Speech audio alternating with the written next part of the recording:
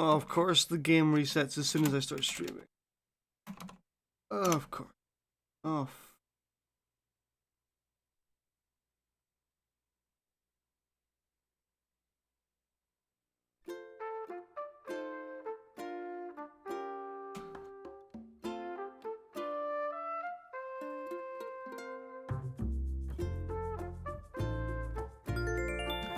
I was waiting for the game to reset and everything, dude. Just didn't, and I was like, alright, I'll just start streaming then. And then it reset, and I was like, oh, okay. April 3rd.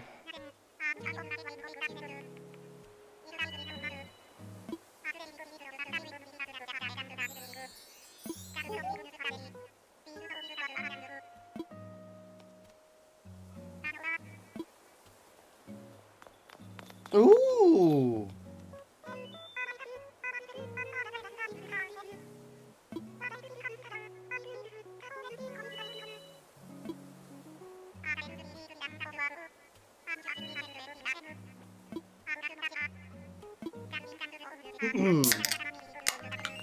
Oh shit, Isabel.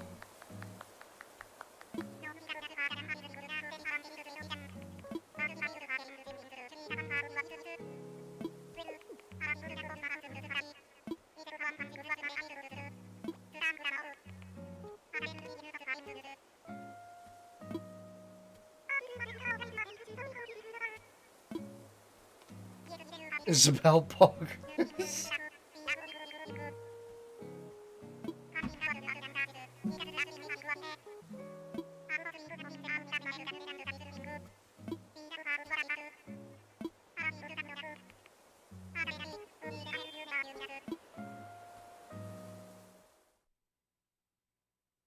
It is pretty poggers, though.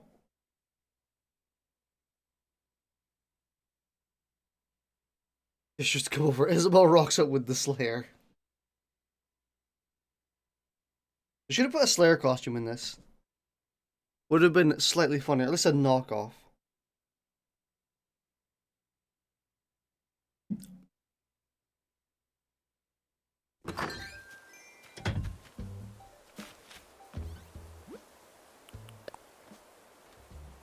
So about the opening of the new resident services building, we have lots of new miles redemption items available. Ooh. Also, new track.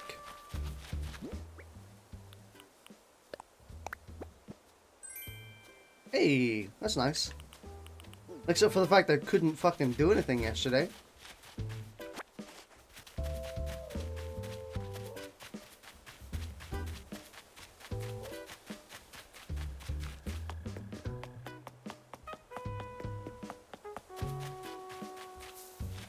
Cool. I don't like it when weeds are on the ground. Very, very bad luck. How the hell did you make it down here? There's no stairs to your home.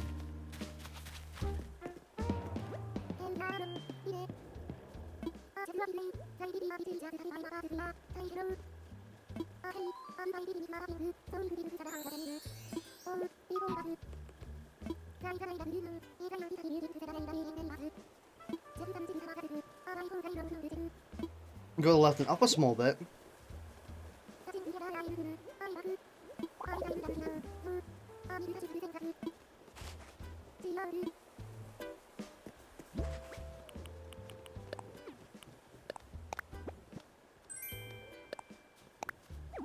Ah! Still can't place anything in the plaza. Oh. Huh. Just a toy box. Oh no, social activity, he flees. Remember, 2 meters apart.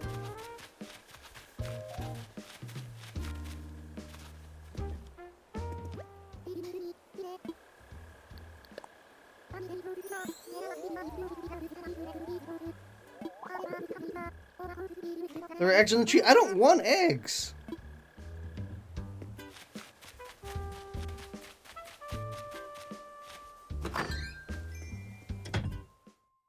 Because they're useless. They don't do anything. I mean, at best, they're good for selling. Oh yeah, we're gonna put our money in the bank because the freaking bank wasn't open yesterday.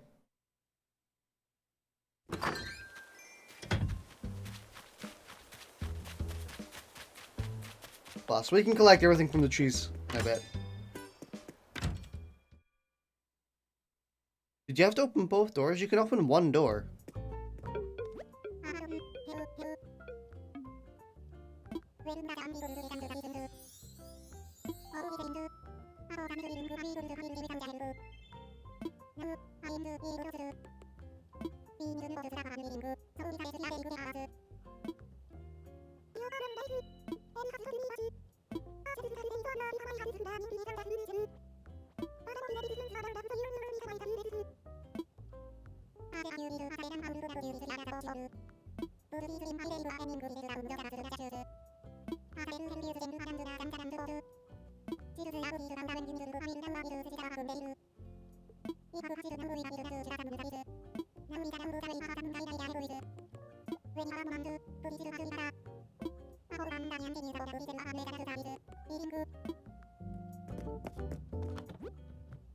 Oh my god, so shit.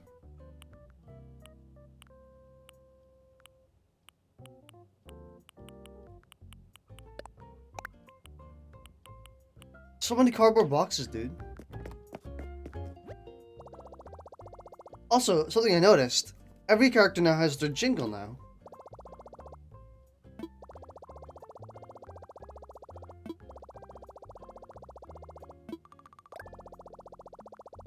Because in previous games, whenever you talk to someone for the first time, you were given like a jingle in their like sound.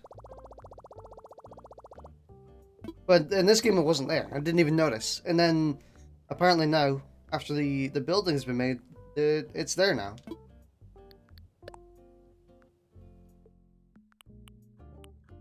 Ultimate pocket stuff. Inventory upgrade?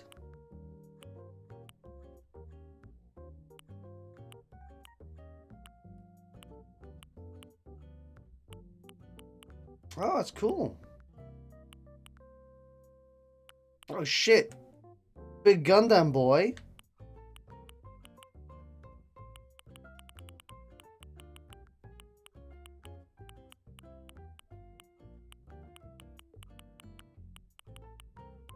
This is a lot of new stuff.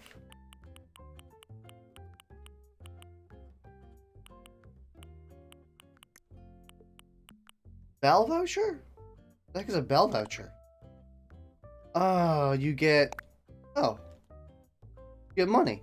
Interesting.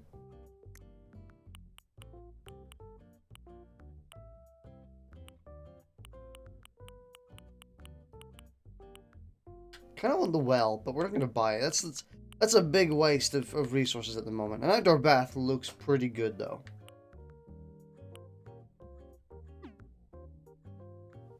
I think we should get that inventory upgrade by the looks of it.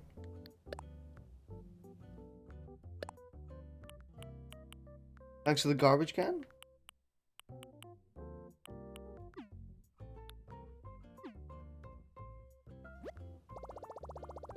Like a transformer, you are correct. It did actually look more like a transformer. Deposit. No, not deposit. Withdraw. No. Deposit?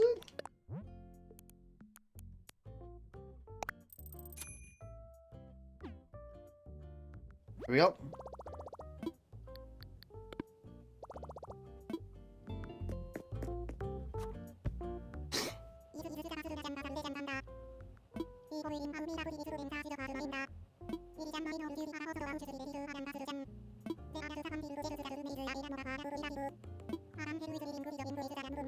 Yes.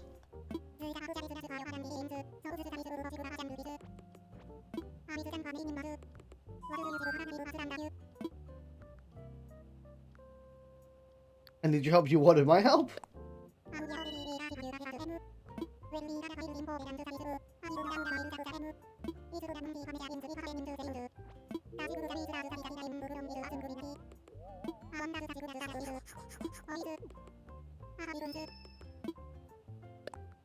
Good luck with that.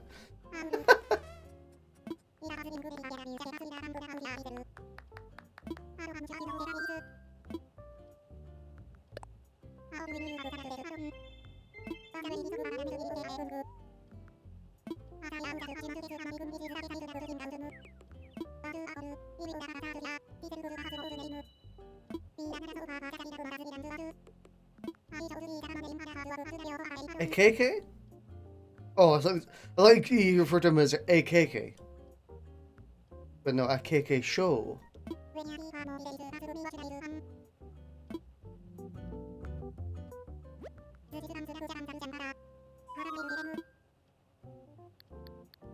Let's talk about infrastructure. Hey, why don't we talk about politics too? What is your opinion on Joe Biden? Don't call it Project K.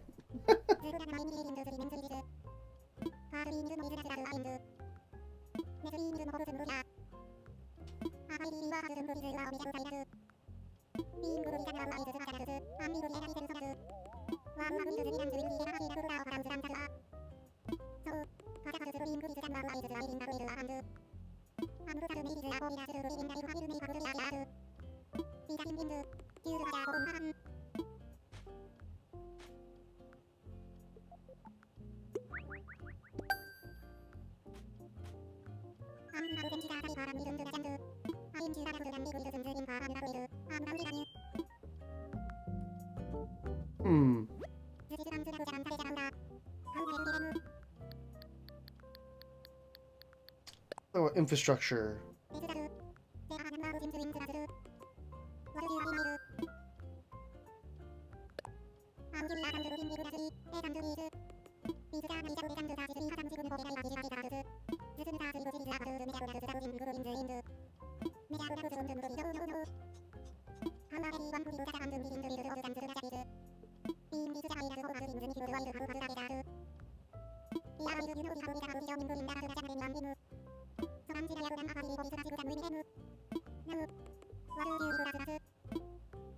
Let's build build a bridge.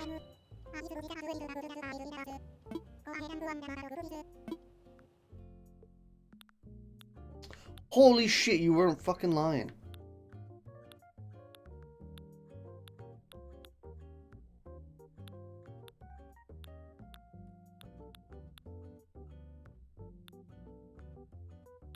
Oh god, it's expensive. I need to pay off a loan, dude. This should cost almost as much as my loan.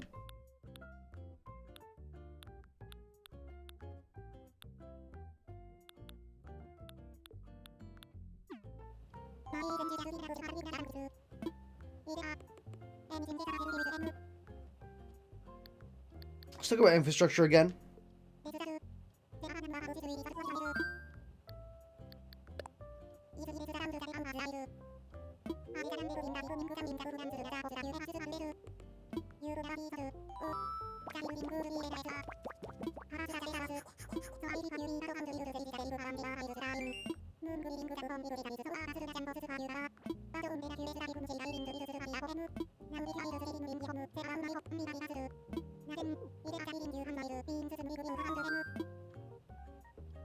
Let's look relocation. I want to see how much this costs.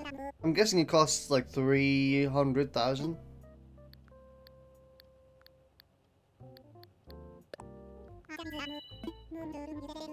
Oh. That's considerably cheaper than I thought it would be. How much is an incline? So we can actually get up to the top floors.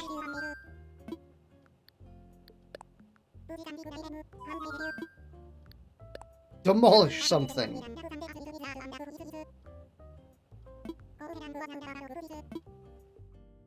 Honey?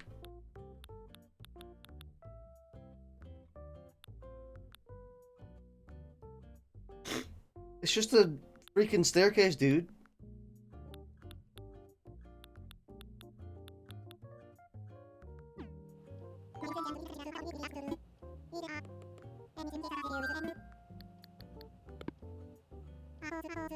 Well, we need to start making bank.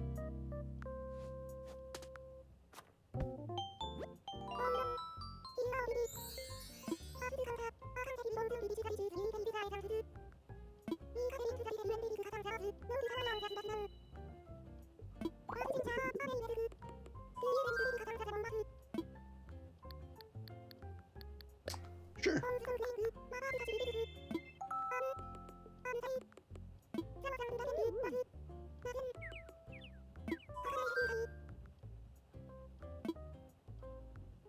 Ah. Island 2 and change the island flag. Discuss a resident. Discuss a resident?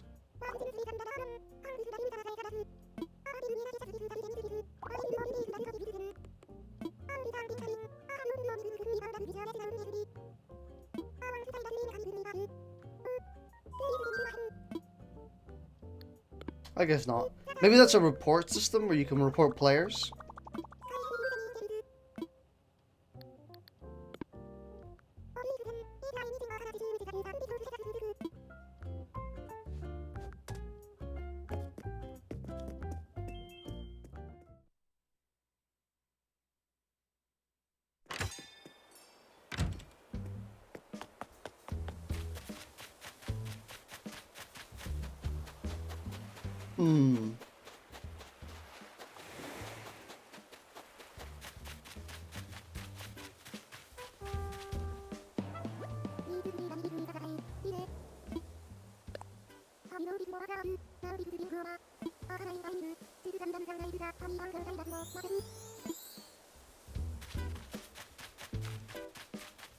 Now, where is everyone else?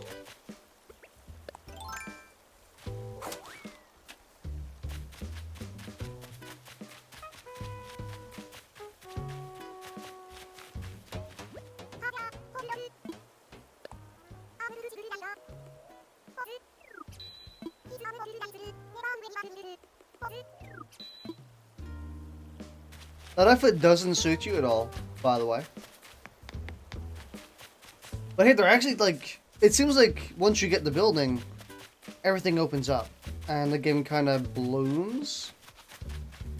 Because I've never seen them change outfits before, like that. Hey.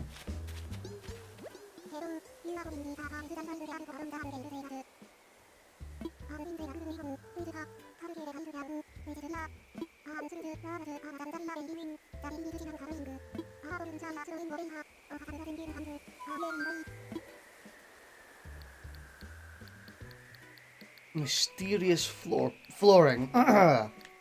Mysterious wallpaper.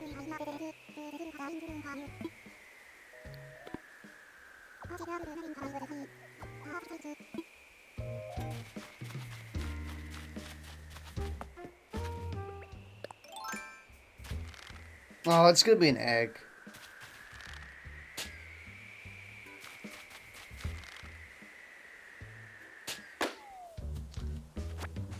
Freaking eggs, dude.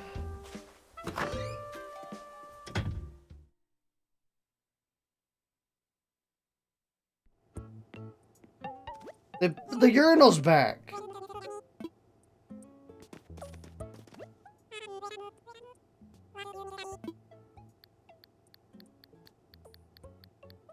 What's hot today? Natural garden chair.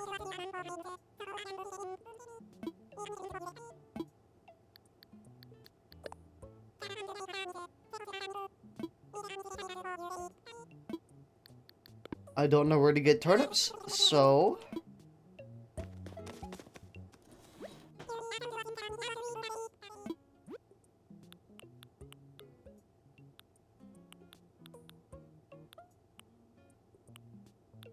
DIY.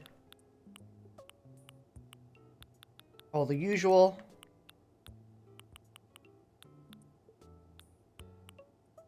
Like your print flooring. Oh god, that would be ugly.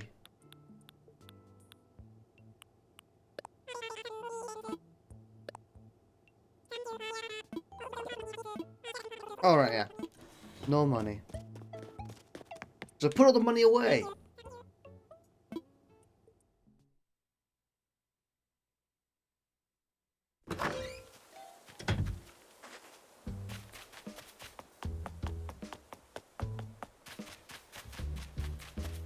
Let's go visit Duck Boy.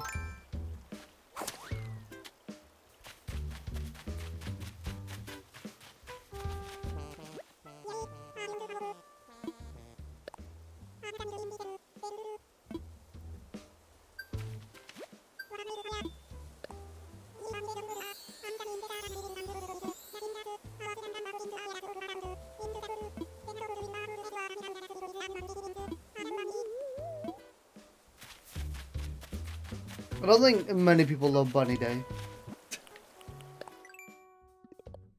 Especially the dude that comes with it.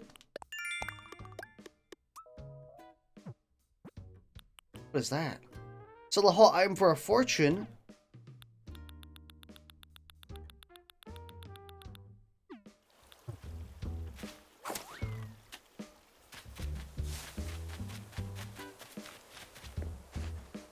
So they wanted a garden chair.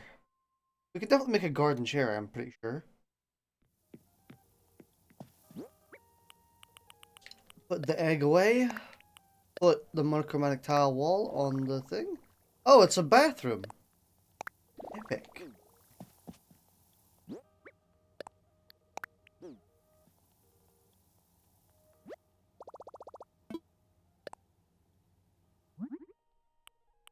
Ooh, campsite construction kit. We got all that. That's easy money. Hardwood and iron nugget. The most valuable item there is the iron nuggets.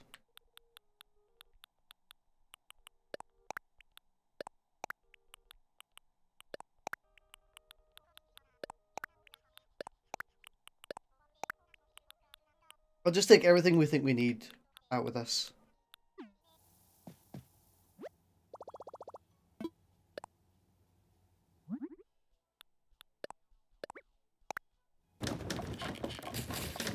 See how much this sells for and see if it's worth creating another dozen of them. I don't think it will be because using up iron nuggets is kind of a not a very good.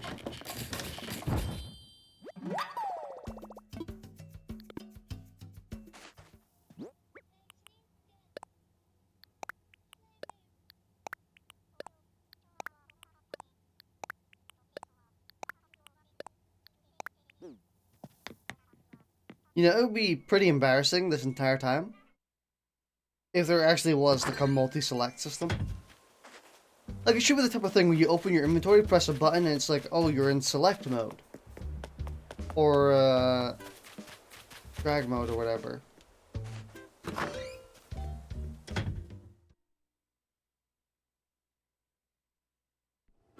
Maybe you can do it on the touchpad.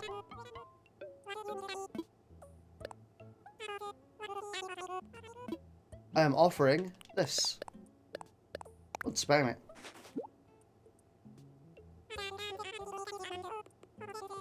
What the fuck?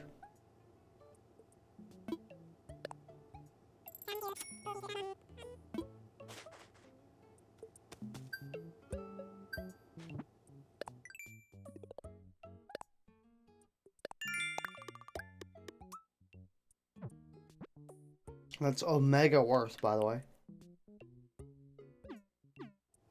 Is it worth crafting 1 billion more? Maybe not. I really don't like it when it uses up all my iron nuggets at once. Okay, now we can go and start collecting stuff. Y'all complaining about me not getting these eggs? There. You happy? Eggs retrieved. I can't wait to go and put them in my storage to never use them.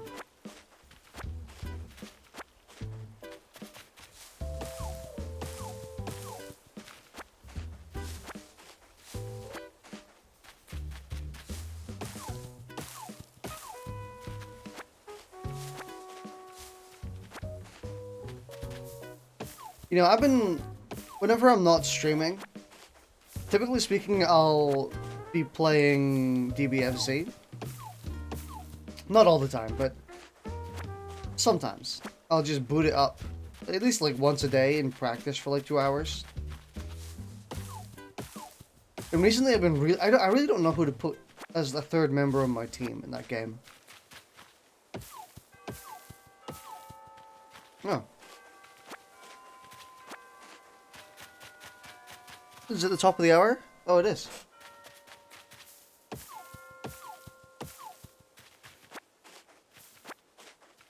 Interesting. Ooh, new theme.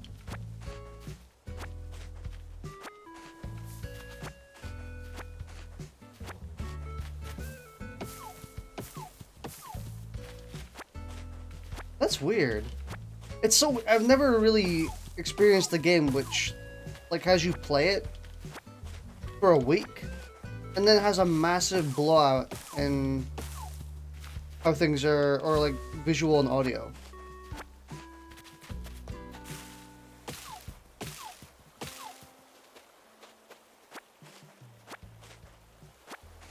Like, all the characters doing different things, them suddenly changing clothes. Or being able to. It's bizarre.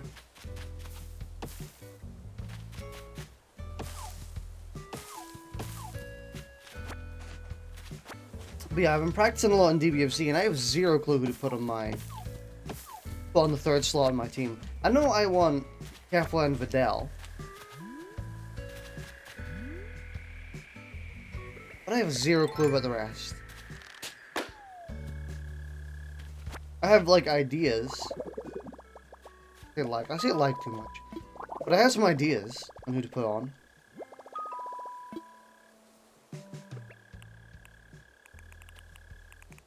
But, for the most part, I'm not really too sure. I tried putting Beerus on my team for a while. And the main problem with putting Beerus on my team is that his assist really clashed with the rest of my team.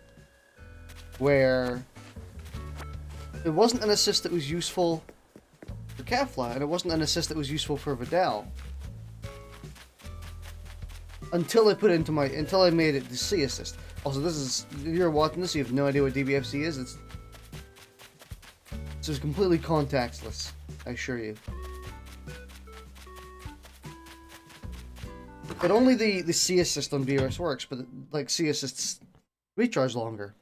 And I'm already using a different C assist for Vidal. So it's just this like conundrum where I'm like, I don't know what to do with my team. Okay, that's kind of nice.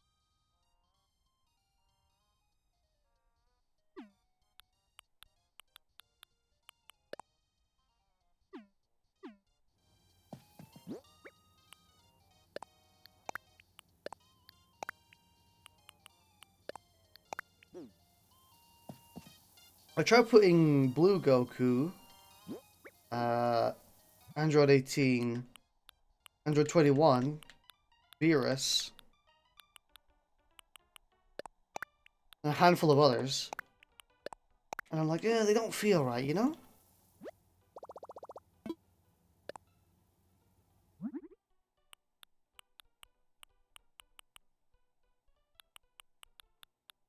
Yeah, I still can't make it.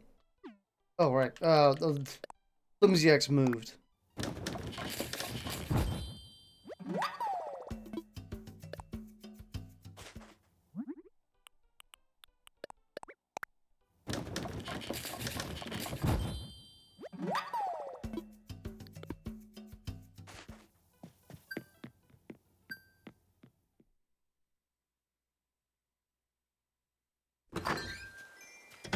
So I have a lot of problems with a lot of characters kits in that game anyway.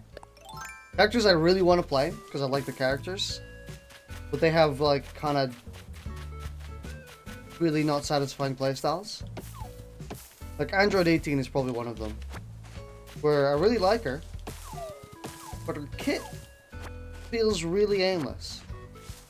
Like, none of her moves really make sense. They don't contribute to a specific game plan. Well, they do, but not like a very sturdy one. You know how in fighting games you have characters who are certain archetypes, where you got the grappler, you got the pressurer,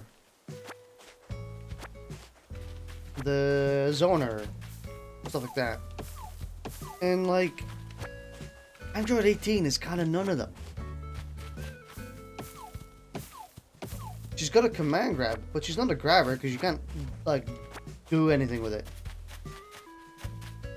It is basically just stop blocking, reset to neutral. If it lands, that is.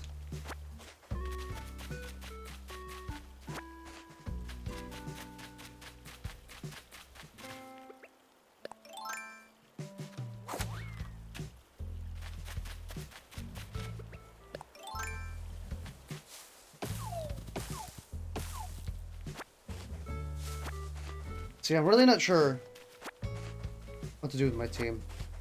I really wanted to put on Android 18, but she's just kind of a worse base Goku, a worse Super Saiyan Goku at this point.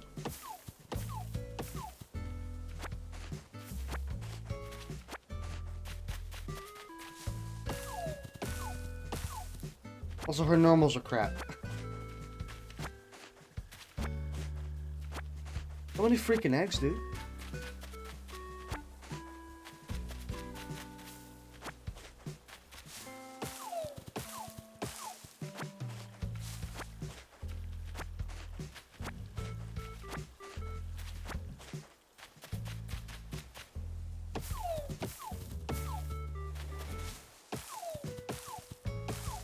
Skeleton resources.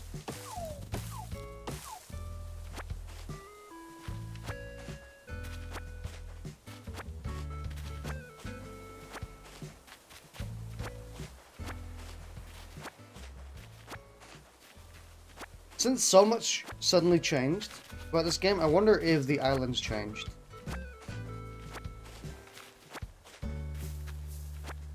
Not like a massive. I'm not expecting a massive amount, but like maybe like an extra thing here or two.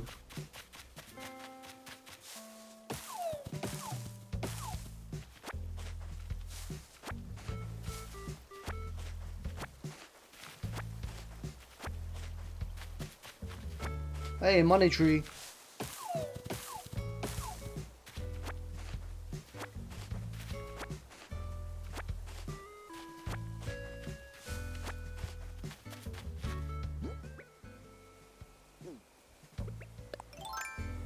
Nope, not forward. Damn it. When you swap to a new tool, your character moves forward.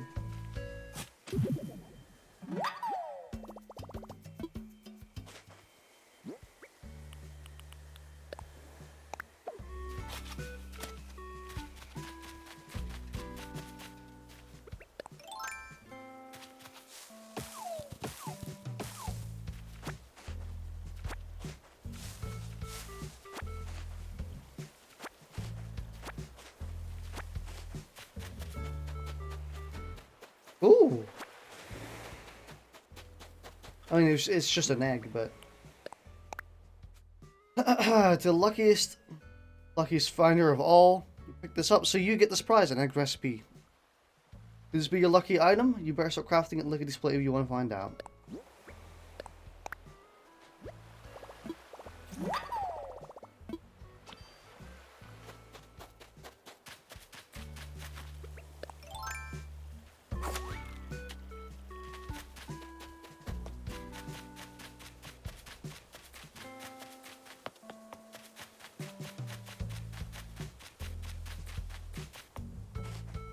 I think our axe is about to run out again.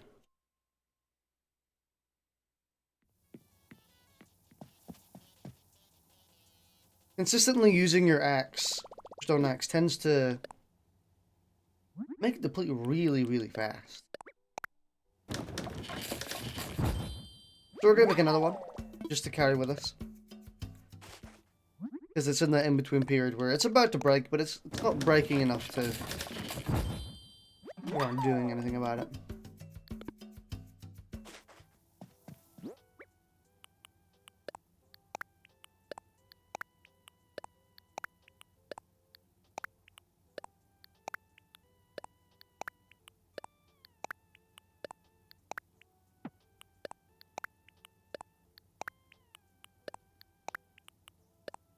Okay, we can... So we're here. I guess we put the can away. Not much else to do with the can. Campsite construction site. Or campfire? Was it campfire construction or Campsite construction kit. Ah. That rolls off the tongue a lot better.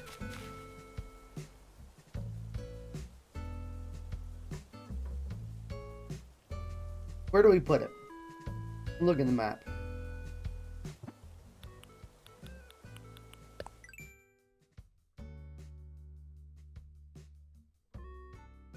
I mean, logic would say just about where I am already.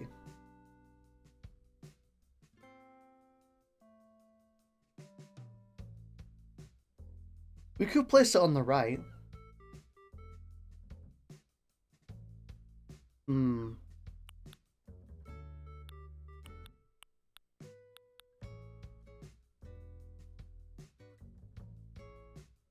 Or down by the shore. Down by the shore might be, actually.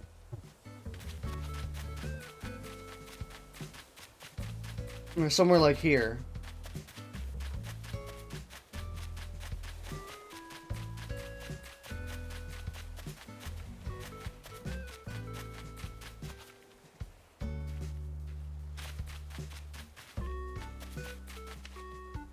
My one is back to be somewhere though.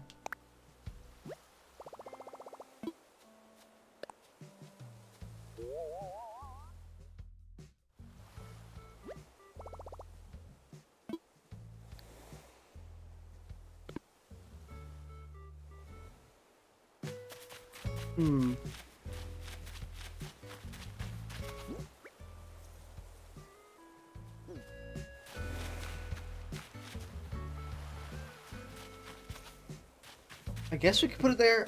I mean, if we really need to, we can move it by the sounds of it.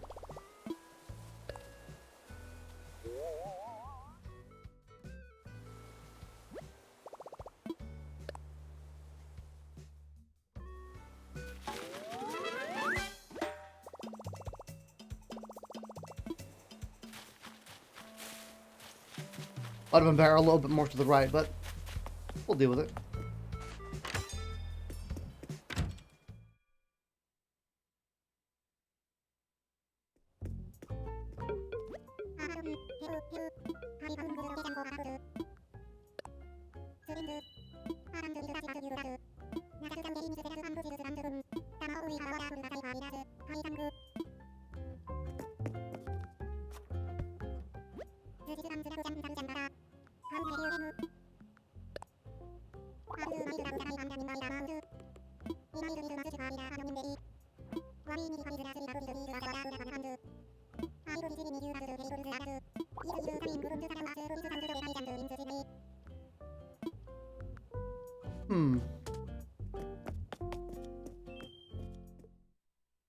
Oh, they did it sync that time.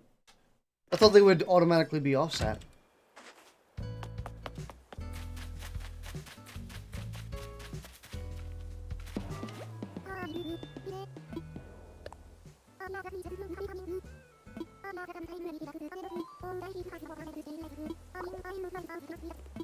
Yeah.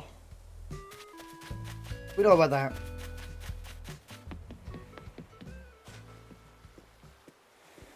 We know about the whole egg business.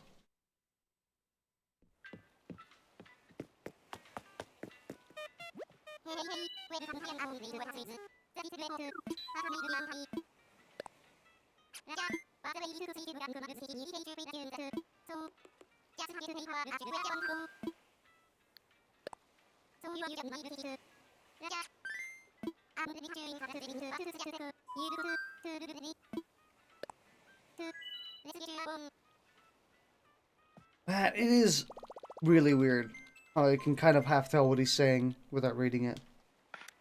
And not just because I've read it before, but because like you talking about the actual syllables and stuff.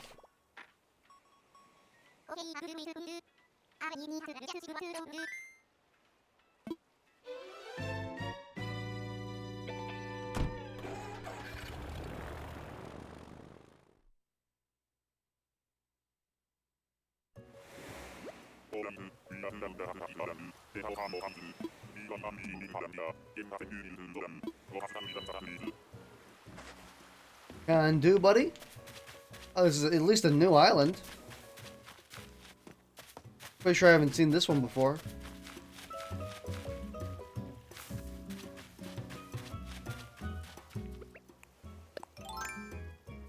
we don't need that. We need a normal axe. Just cut them down.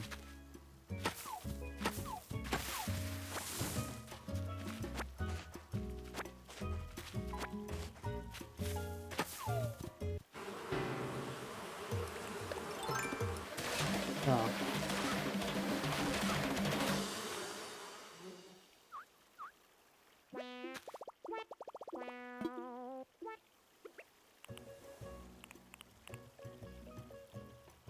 Can you set I wish you could set quick slots, you know? Because when you press right, you cycle through your tools. But I wish if I pressed right, I would go to the net. Oh, no, drop. Eat. Consume.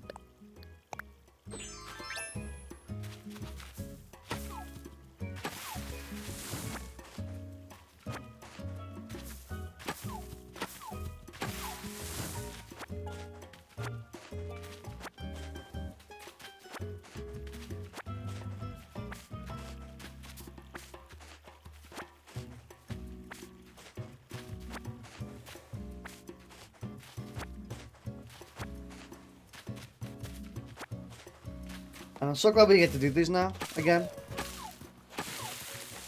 Because not being able to do these kind of really limits what you can do in a day. At least if you have nuke miles, you can actually basically keep going for as long as you want and collecting resources. Although, to be honest, we kind of have a shit ton of resources anyway. I guarantee we're going to need all of them at some point, but who knows?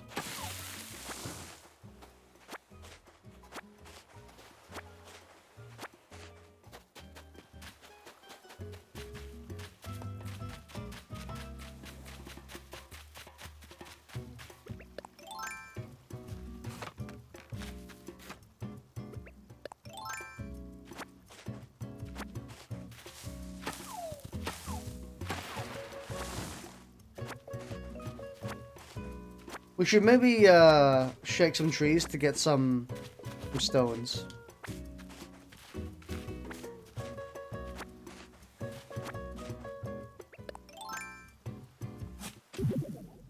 Sick.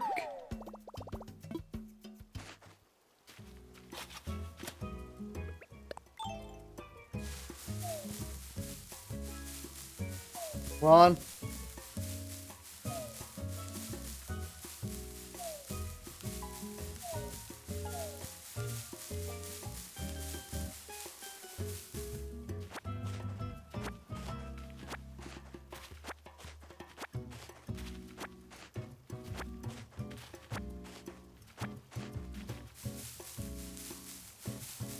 You know, it's surprising how poorly my HD VR stream did yesterday.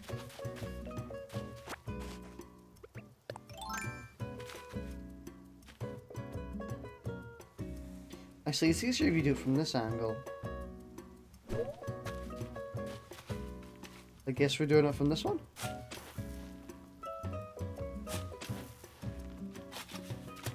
Because right now on the VOD only has about 1,000 views. No, 100. Jesus, 1,000. 100 views. I'm like, really? Usually HD streams do better than that.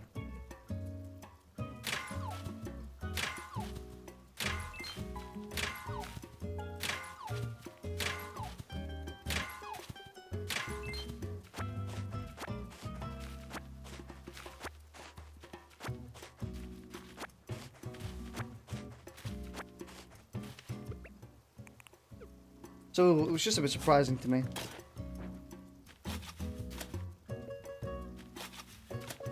Although I think I figured out it might be better to title the HD VR streams as the full title, or Dogs Horseshoes and Hand Grenades. I think that appeals far more.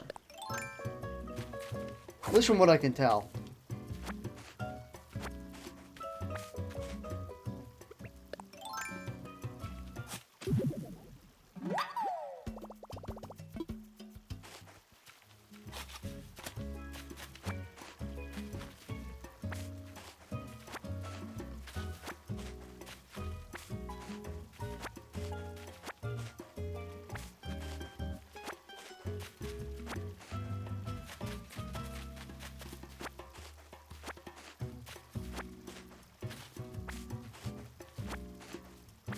These islands are just super relaxing, you know? Just go in, destroy the ecosystem, do it for your own gain. Who could ask for better?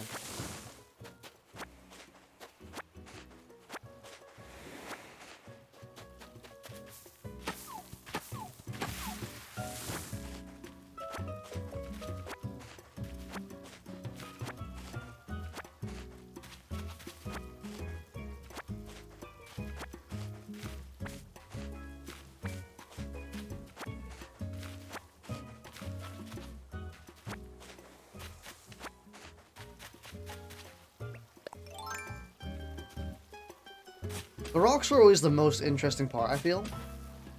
Because you actually have to do shit for them, like this.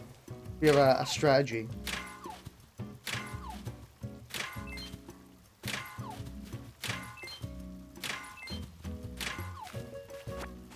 Oh, was that initial stone always there? Because you miss out on a resource if you just leave something within the 9 meter, the 9 meter? The 9 block radius.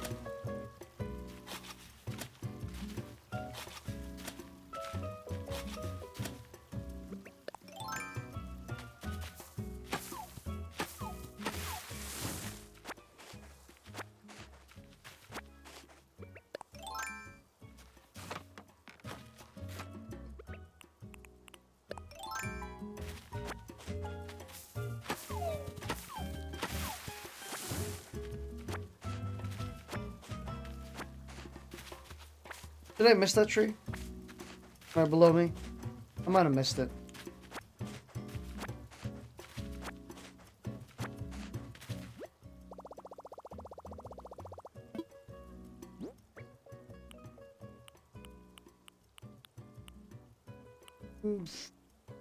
Fucking eggs, dude.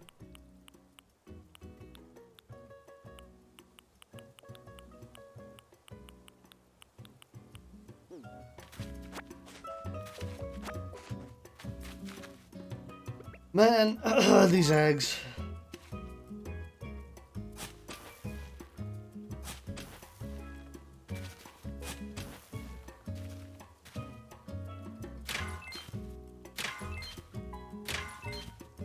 Mash the button.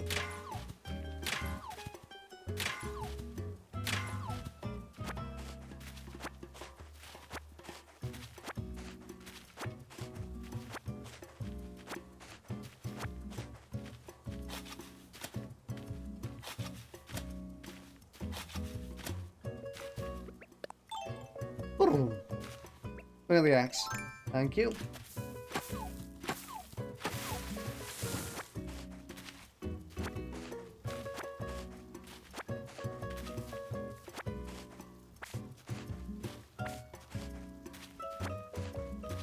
You know, it's actually surprisingly satisfying to pluck flowers. Because they all just kind of swoop into your hand, all 3 of them. And I just pick them all up with one grasp. Kind of like a Doomslayer picked up that one priest at the start of the game with a single grasp. Just plucked him out of the air, dude.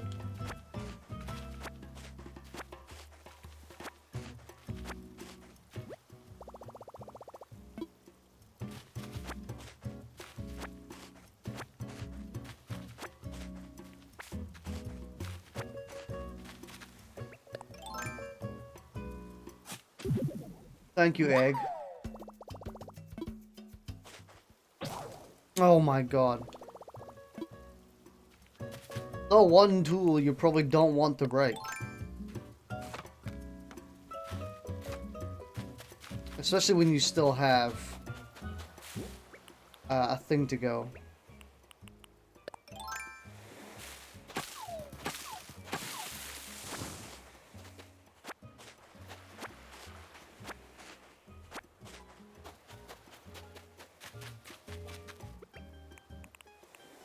Wait, that means we can't actually do this one.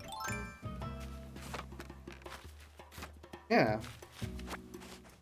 Well, at least we brought the resources to actually make some new tools.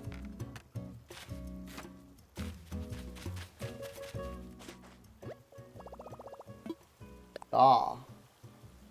Make mini shovel.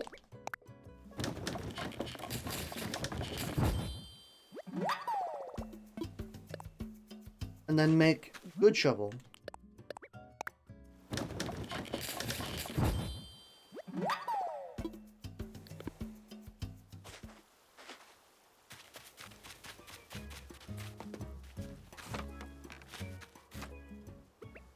Cool.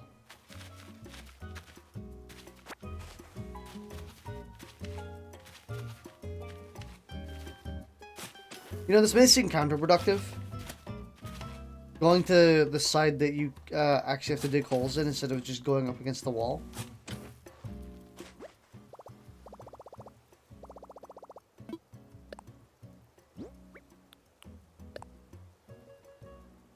I don't want to bury it. I don't want to bury it. I want to get rid of it.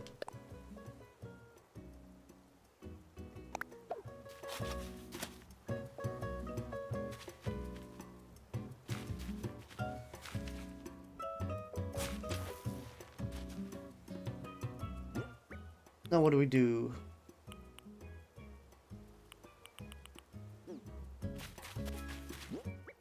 I guess we drop. We can eat eggs.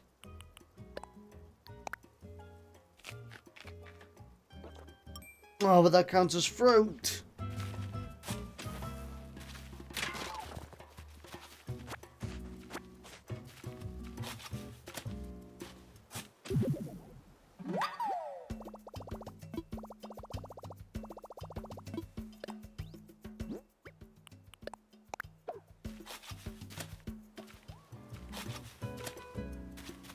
I can't believe you can bury everything.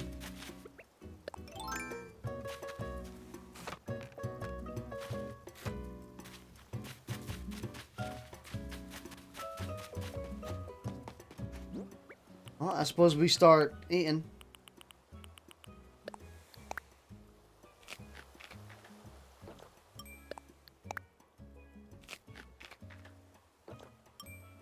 Consume the peach.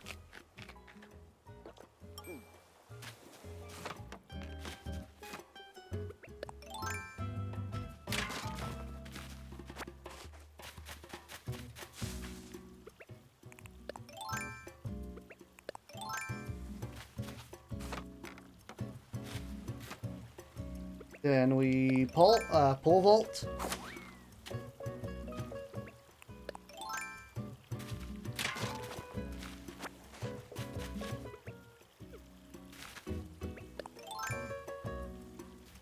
Go up.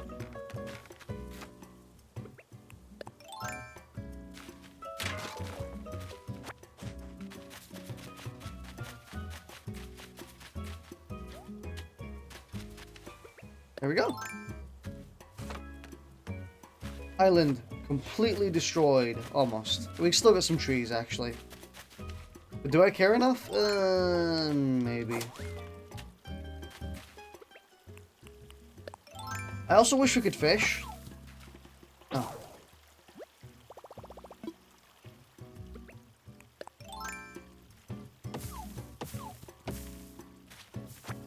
Yeah, I wish we could fish. But our inventory is completely full, so we can.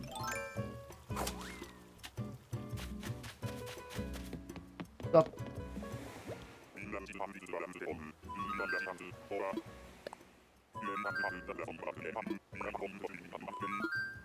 Oh, I'm completely sure.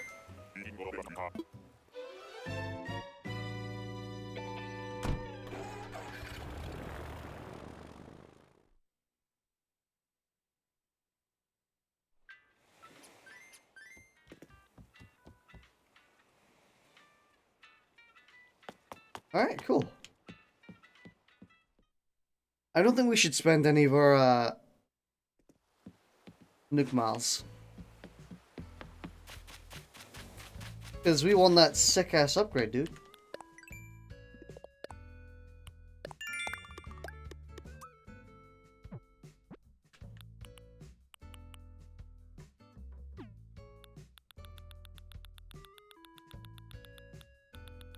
Oh, I didn't see one, okay.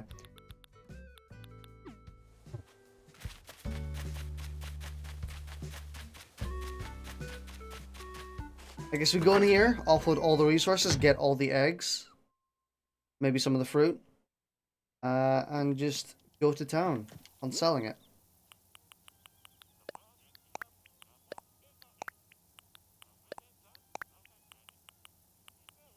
$69 weed! Epic.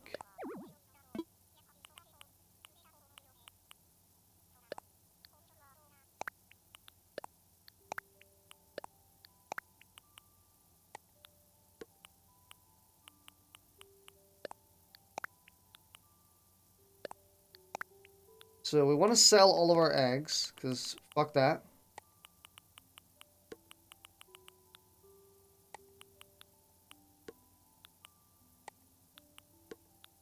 You know, there's almost 0 point to arranging your inventory, because it's so... You know, you move around so much.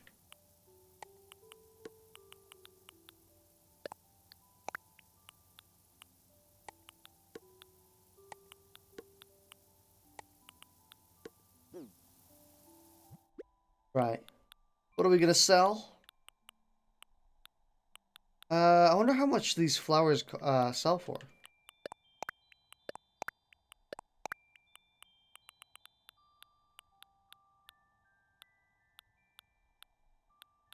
Admit it, we're doing pretty damn good for resources.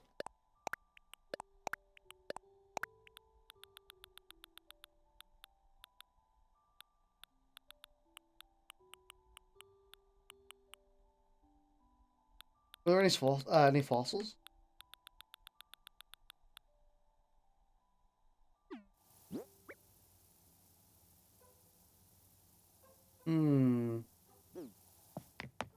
I think we should go around the island first and look for some fossils. So then we can go to Blathers and get them assessed. And then we are good as golden. Unfortunately, searching for fossils also means we're basically going to be getting non-stop eggs.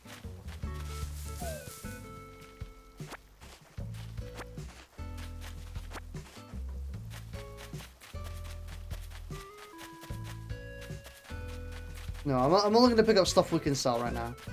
I was going to go and get that rock that was on the floor above. And as much as I wanted to, every bone in my body was like, go and get that rock, dude.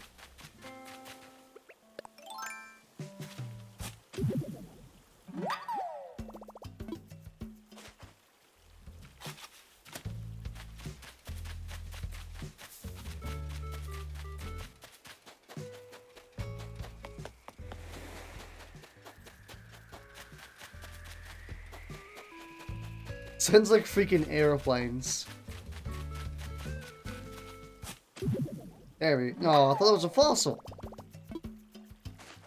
I think I just saw the metal part of the shovel and thought, damn, blue, must have been a fossil.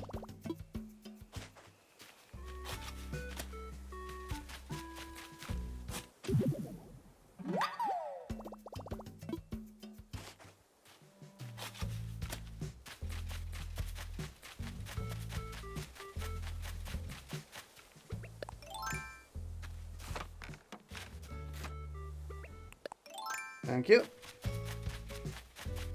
Avoid all the flowers, because stepping on flowers in this game is bad luck. You get omega bad luck. Don't worry, I do see all the resources. Oh hey, their house is upgraded now, so they don't take up the space. Nice.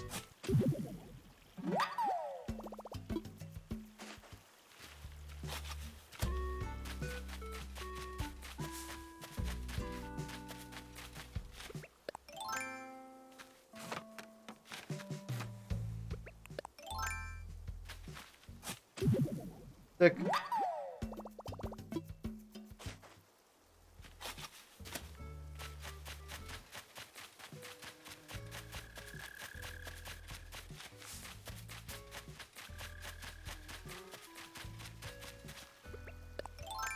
Man, there's so many games I want to play right now. I'm playing Animal Crossing. I mean, I enjoy Animal Crossing. That's why I play it every day. It's just so much that I kind of want to stream. Not like, it doesn't have to be immediate either. More like, hey, I want to stream this at some point. Whenever I have free time. And I already mentioned it before, but stuff like the remastered games for Spyro and Crash. Probably stream Deadbolt later tonight, maybe. Maybe. I mean, it is Friday. We might do some tabletop or DBFC.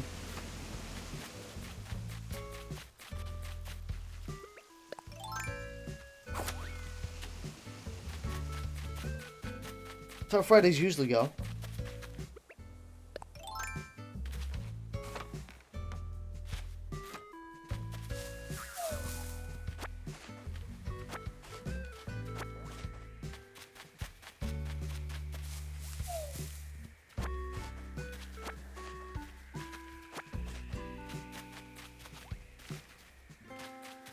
Like, see, the characters are changing their outfits now.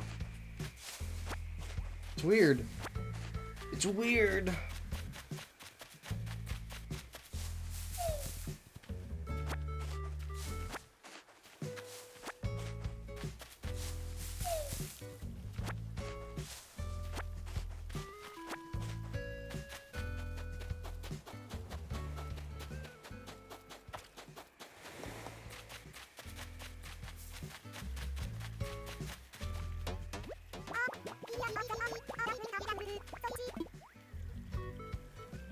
What?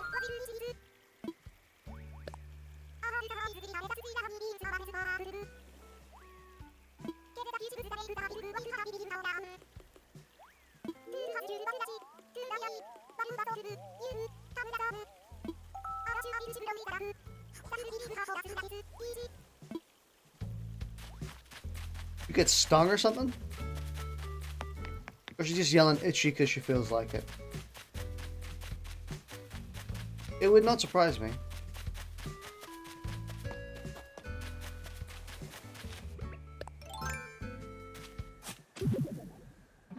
I was 110% expecting it to be an egg. I thought we'd gotten all the fossils on the island.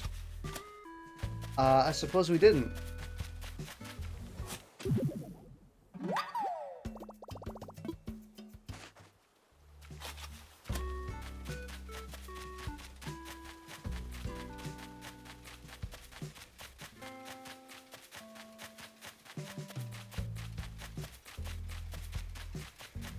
Oh, I think that's all the holes.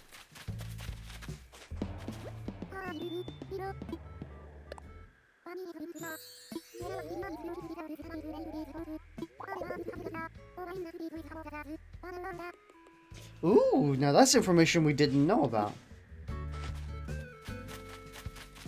How coconut trees have more eggs.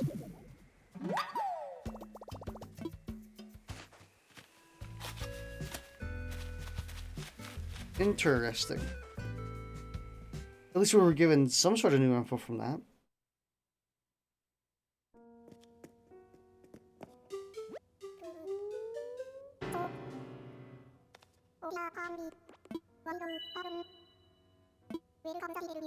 We'll just open this waffle. Ugh, okay. We're good.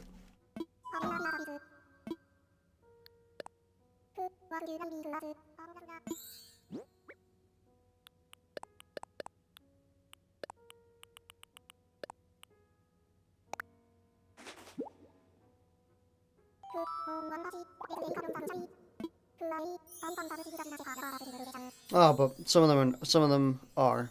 Shame.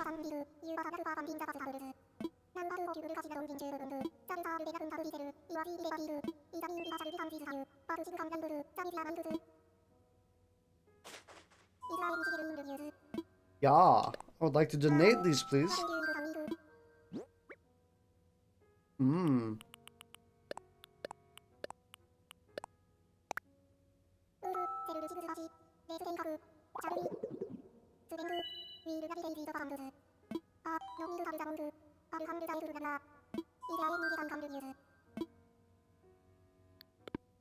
Nope.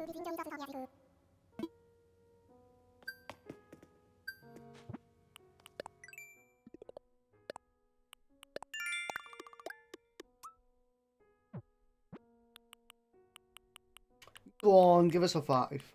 Excuse me. Give us a ×5, boy.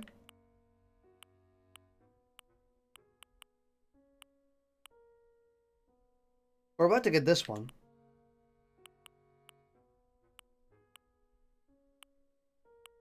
And we're probably going to get the catching fish one. It seems pretty easy. Oh.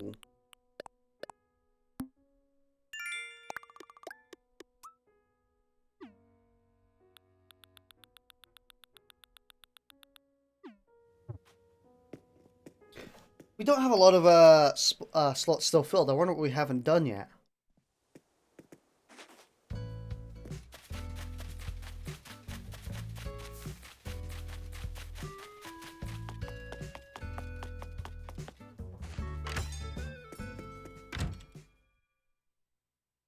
Why did I go in here?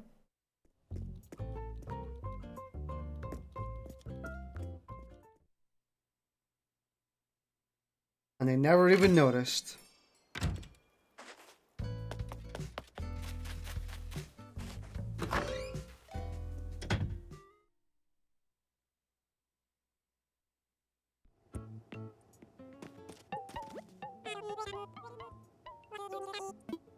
I would like to sell, please. All of it.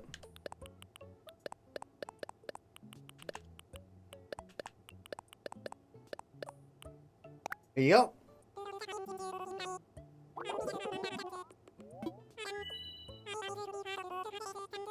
That's not bad.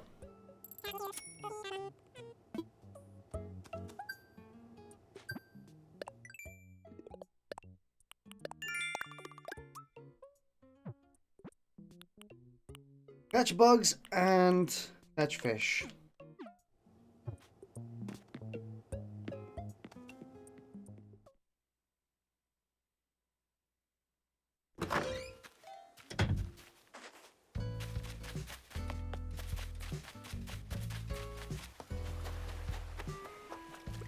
So let's go fishing. What are we missing? Oh, we're missing an axe. Sucks.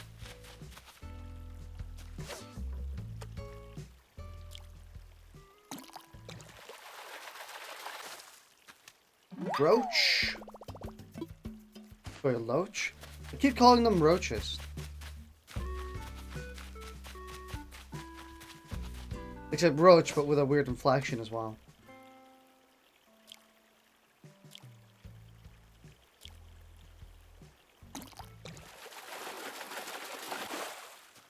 Fuck's sake. The freaking eggs, dude.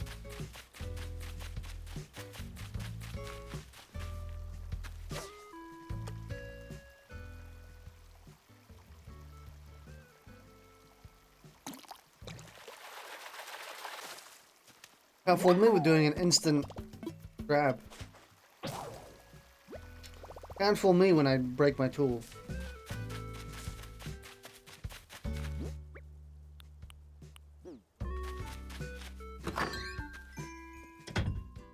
Suppose it gives us a chance to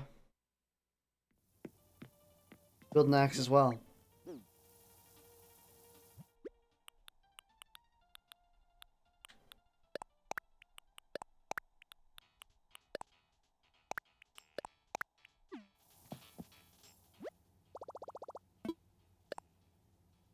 Give me this.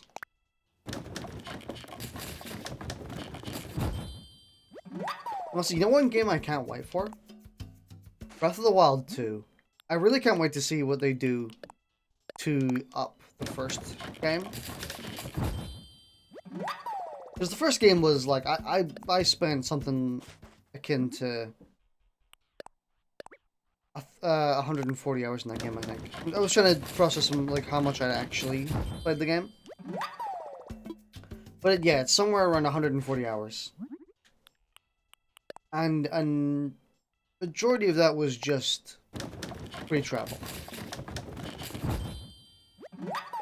Just me sitting down one night, playing the game for 7 hours, just walking around. So I'm pretty excited to see what they do.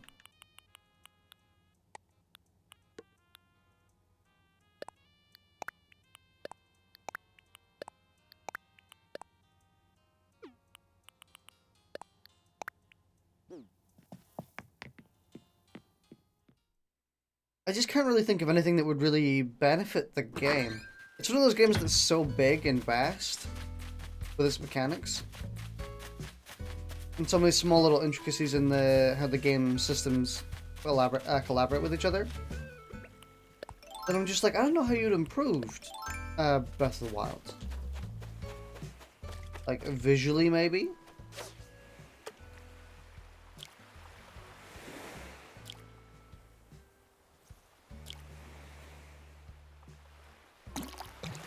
Everything was pretty much sound as it is.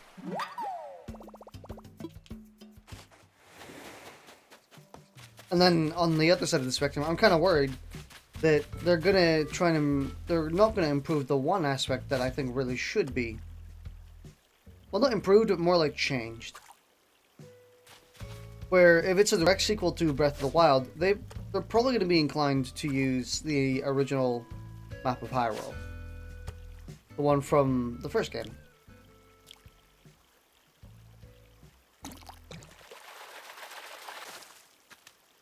But honestly, I think that's not a bad idea, but I think that's one of the aspects where the game needs to be improved the most.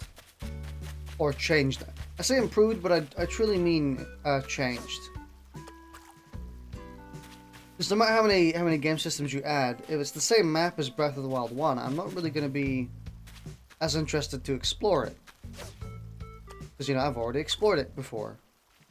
Pretty much in its entirety.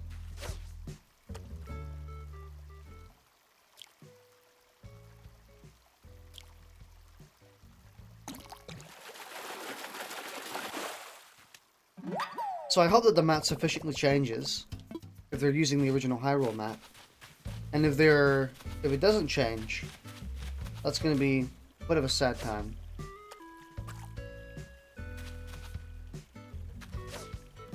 I'm sure, like, a majority of the encounters will change. A lot of the buildings, it seems like it's going to be a lot more war-torn Hyrule. From what they showed of it, anyway, the small, like, 2-second gameplay they showed.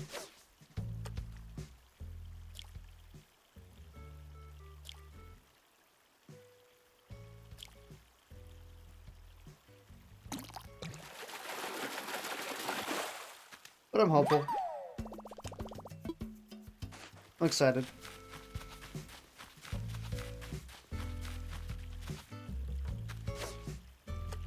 I wouldn't imagine the game's coming out until at least next year, though.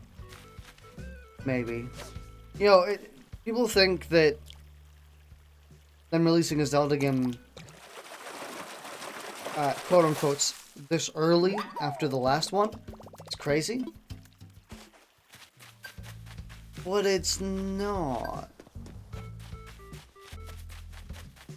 If we factor in how it's probably not going to be releasing until next year, or the year after even, I'm going to estimate 2021. That will have been 4 to 5 years. 4 years. Yeah. That will have been 4 years. No, it depends. If they release it in the holiday, it'll have been closer to 5 years. If they release it in the early, it'll be closer to 4 years. But a 4 to 5 year cycle for Zelda games is nothing new. It's also very reasonable, I think. I also never actually expected them to put a sequel to Breath of the Wild on the Switch. Because I felt like that would eat into sales of Breath of the Wild itself. But that was also a very stupid assertion. Because no one's buying the original Breath of the Wild list. Well, people are, but you know what I mean? It's not being sold en masse. Releasing Breath of the Wild 2 isn't going to eat into sales for Breath of the Wild 1. Absolutely not. If anything, it's going to boost sales of Breath of the Wild 1, because people are going to be like, oh, the sequel's coming, I have to play it now.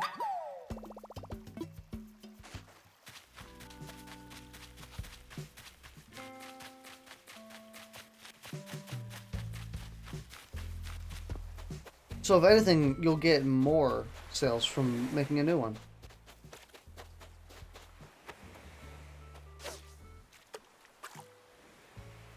I would also have said that a Splatoon sequel, or a Splatoon 2 sequel to be specific, was not going to happen on the Switch.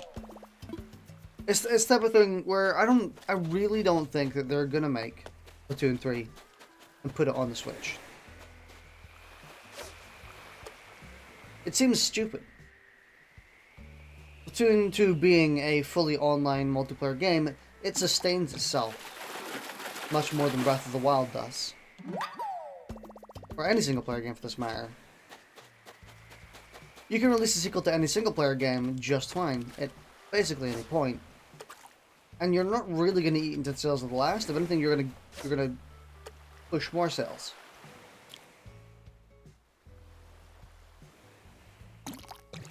But a multiplayer game like Splatoon,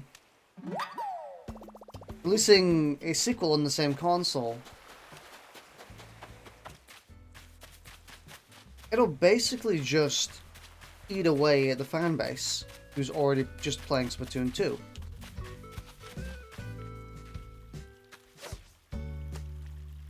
It won't push sales nearly as much because the story mode in Splatoon doesn't matter any. Oh,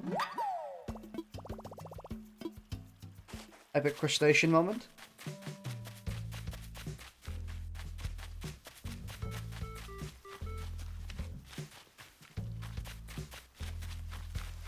So I don't really see them releasing a sequel to Splatoon. Because nobody really cares. Well, you know, I always make like really broad statements like that, and I end up backtracking immediately because I want to be more I just want to be more specific from now on, honestly. Be more accurate with what I say. Less conclusive.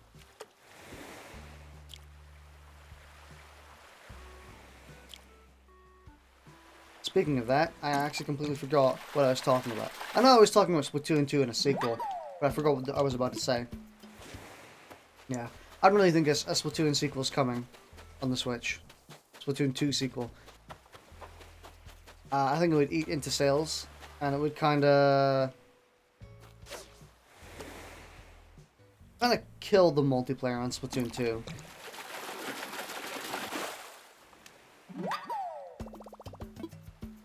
But who knows? Nintendo does crazy things. Nintendo is not the most predictable publisher, for sure.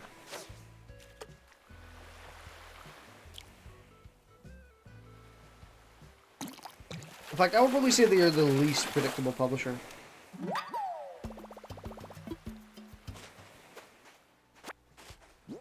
They're the type of company that really... oh, look at this.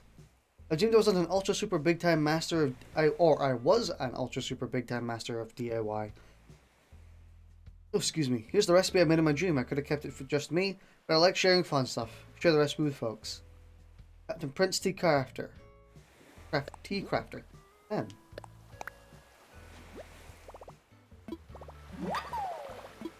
Matryoshka? I got a Matryoshka doll? Interesting.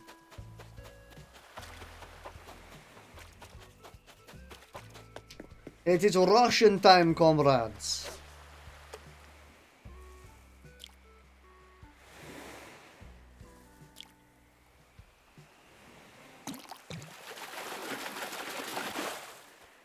It's a shame there's probably not going to be a Splatoon 2 sequel on the Switch.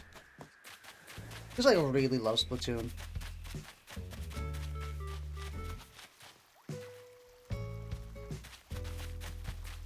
They're just changing outfits non-stop now, are they?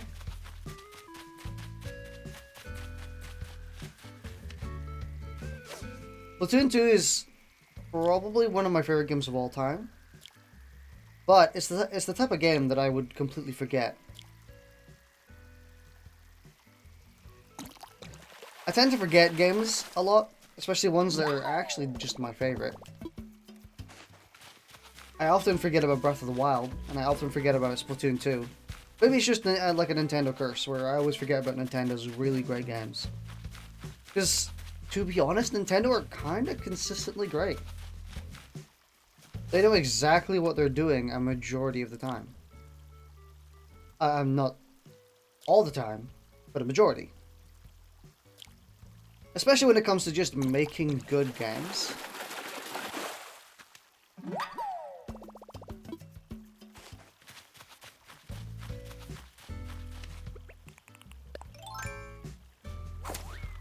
If you want a solid, well-polished, well-made, well-thought-out game, typically Nintendo has you covered. And typically Nintendo is the way to go.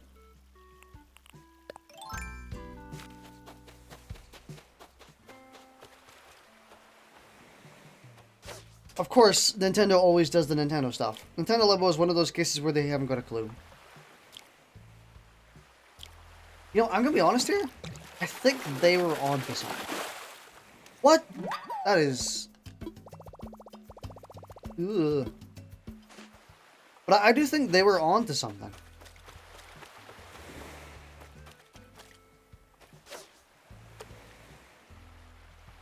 I wouldn't say they did a great job, but I would say that they, you know, they had an idea, they experimented, and they maybe didn't go so well. But that's what Nintendo does. Nintendo's this weird type of company where they're very consistently great a majority of the time. That's why I said consistently. But they sometimes, or they very often do this oddball thing where they just do something completely out of left field that you'd never expect. Like them suddenly putting VR on their console.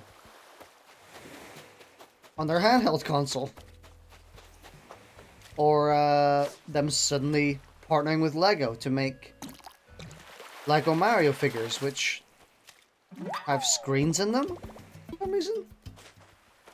And they're electronic toys? Huh? So weird. And then they do the oddball stuff that you'd be like, yeah, they would never do that. Not in a million years. And then they suddenly, at E3, they're like, hey, here's Breath of the Wild 2. It's such an obvious thing that most companies would do, where like, oh, this game was successful, let's make a sequel. And with Nintendo, you're like, Nintendo wouldn't do that. Nintendo don't just make a sequel. You know? Nintendo are not the type to just go, let's make a sequel. Immediately. So when they do it, it's like, wow. Really? Breath of the Wild 2? I was fully expecting, by the way, the next Zelda game to not adopt a lot of the mechanics from Breath of the Wild, but I was not expecting it to be a direct sequel. I was fully expecting it to be just another Zelda game, you know? Like, here's the next Zelda, not here's the next Breath of the Wild. Basically, I wasn't expecting it to be in the same universe. But I suppose they're going with a Ocarina of Time Majora's Mask style situation, where it's gonna be it's a twofer. They copyright strike some bits in their games and slap down fan projects. They're also very horrible with... Oh, it's top of the hour.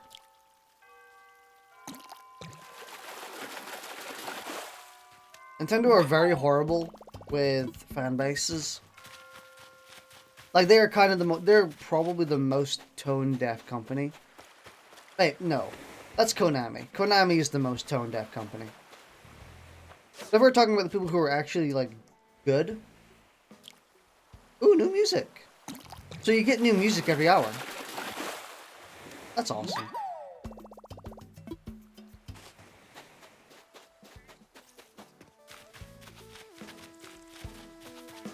This is a banger.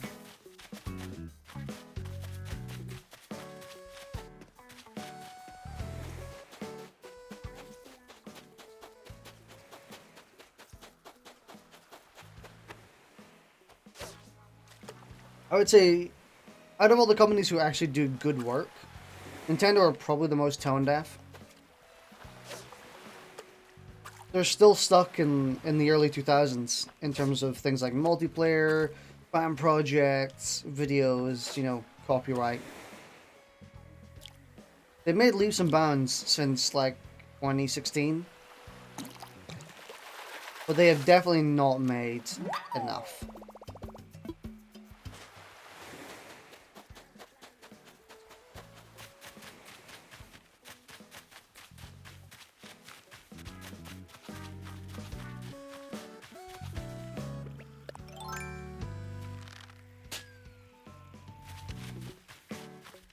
Is that going the other way? No. It's really tall up, though.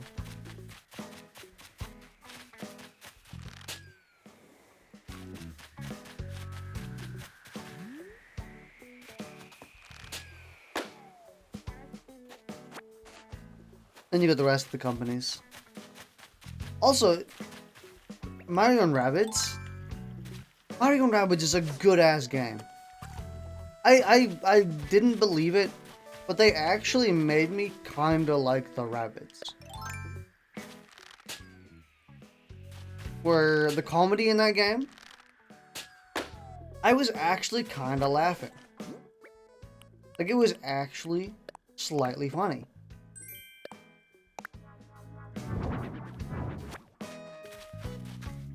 Because they weren't just loud noise, autistic noise, brr. They had actual slapstick comedy and puns and jokes, which were actually very clever. And I was like, this is mind blown. How could you make the Rabbids actually funny? It's also something like the Despicable Me Minions haven't caught on to yet.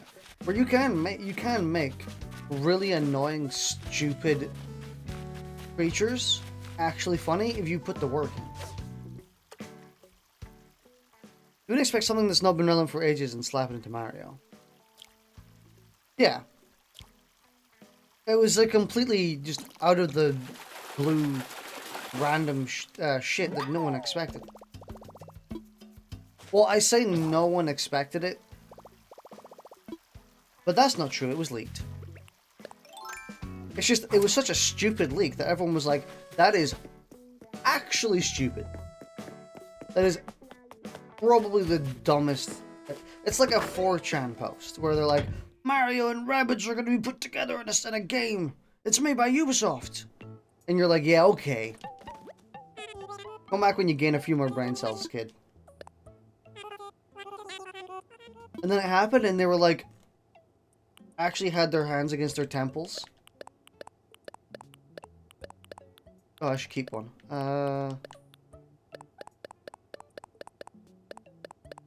Keep all the stuff we don't have.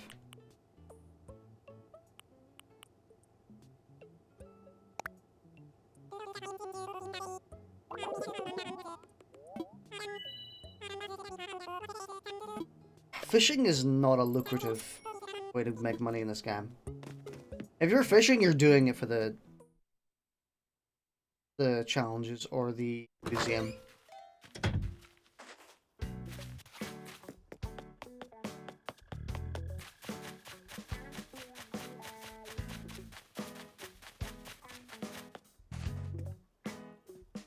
But I just usually can't believe that Nintendo, or not Nintendo, that Ubisoft managed to make the Rabbids funny. I'd make a pretty fun game out of it. I didn't finish it though, because one of the bosses felt really bad.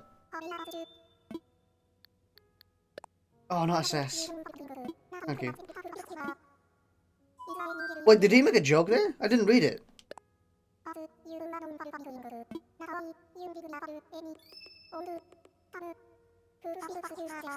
Ah. I almost wanted him to make a joke about how, like, I brought a falso and it was myself or something.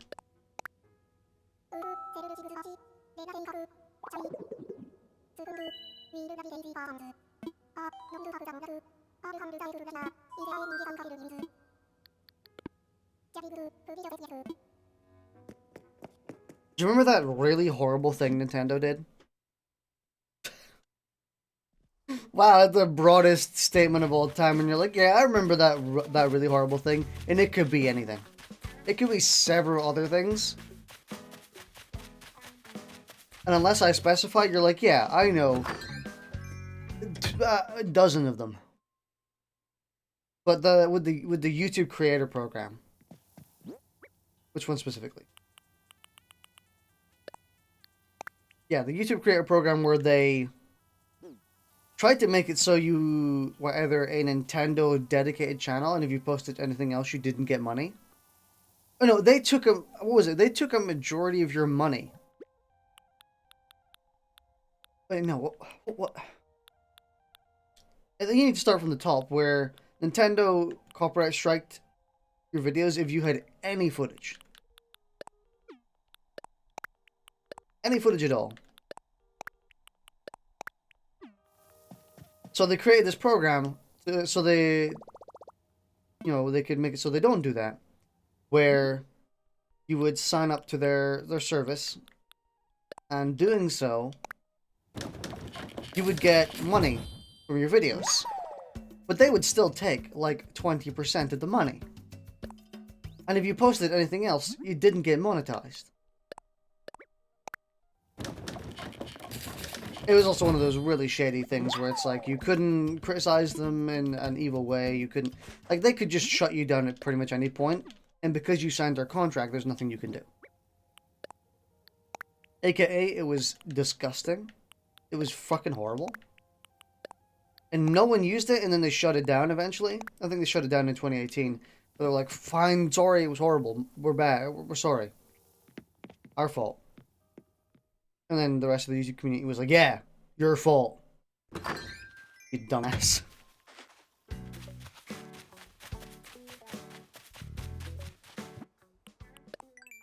God, that was horrible. Unbelievable. What unbelievable nonsense that was. The balls they had.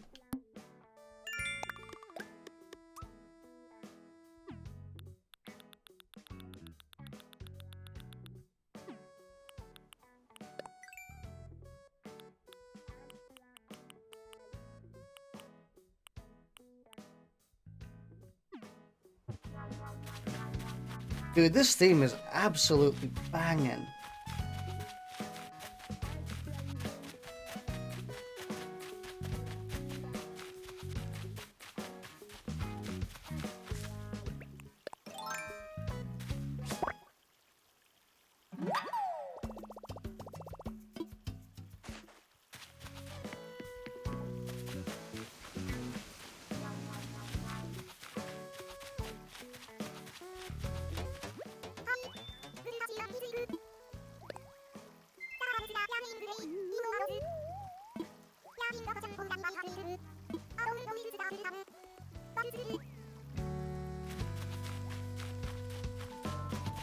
Oh, we can start, grabbing shit now. There was another thing I want to talk about when it came to Nintendo, and it was just like an addendum on something I said earlier.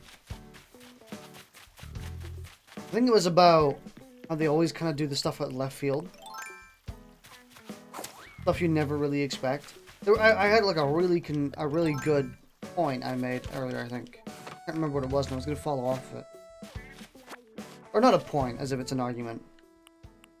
Or like I was really happy with something I said.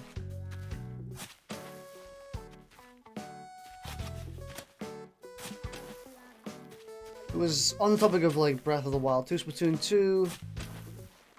Oh yeah, I was going to say... I don't think objects can go where there are... I'm gonna dig these up. Yeah, I said that I would never expect a Splatoon 2 sequel on the Switch. I think like it's crazy. It's nonsensical. Every single sign points to no. Even for Nintendo. Even for Nintendo standards, every single sign points to no. It's multiplayer. Single player doesn't really. It's you know it's niche. I'd never expect the Spanish Inquisition. It's the type of thing you're like, yeah, no, absolutely not. That's a terrible business decision. It's terrible from a business point, from a fan base point, from a community point, from a resource point. You got other games to work on. Literally every single sign says there's not going to be a Splatoon sequel, a Splatoon 2 sequel. But every single sign saying that is the exact reason they would do it. That's the hilarious part. Nintendo really doesn't give a shit about, if something is sensible. It could make the least sense in the world, and they do it anyway because quirky and fun. Or just because they're really unpredictable.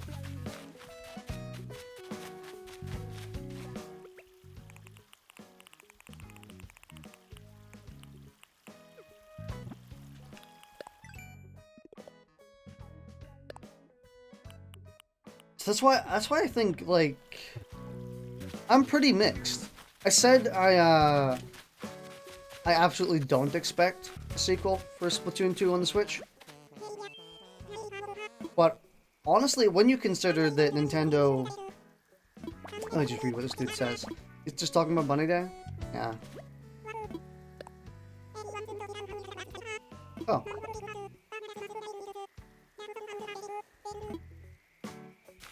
Did he just freaking boomer me? Did he just do the whole, like, there are starving African children thing?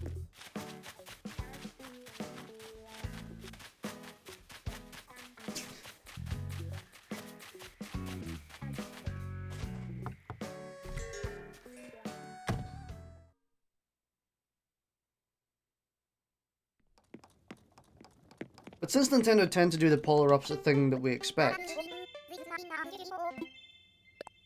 people start expecting the complete opposite.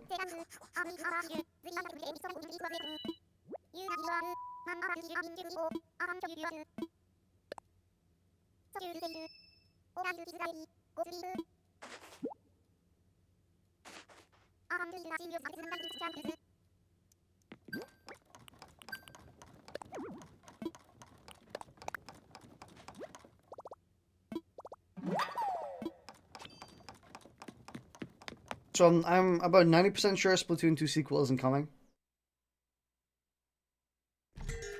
Maybe like I would say it's closer to 99%.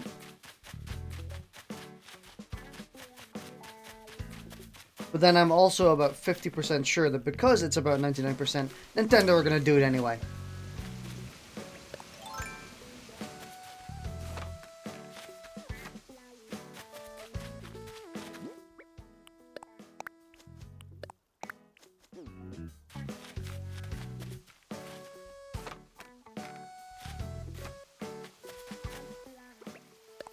Then you start reaching super meta levels of expectations.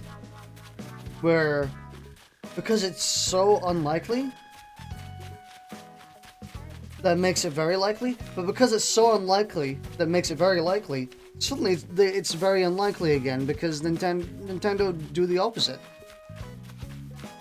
It goes back and forth.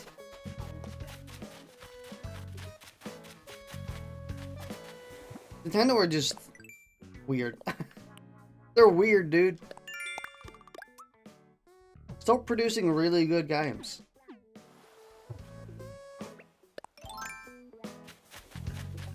Don't, actually. I quite like them.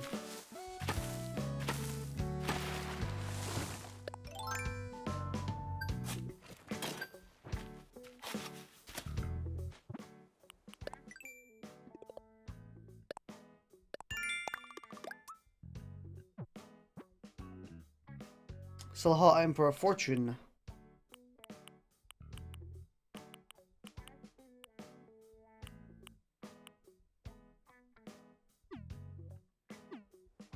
Patch bugs.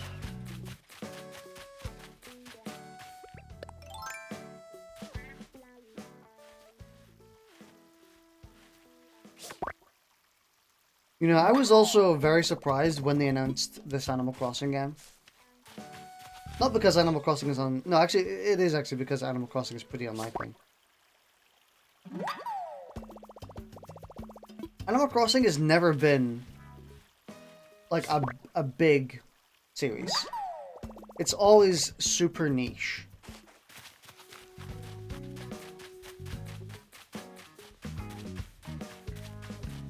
So, them releasing Animal Crossing as a big title, because this was originally going to be 2019's holiday title. So them releasing this as the holiday title, on par with Super Mario Odyssey and the likes, that seemed crazy as well. Because Animal Crossing's never been big.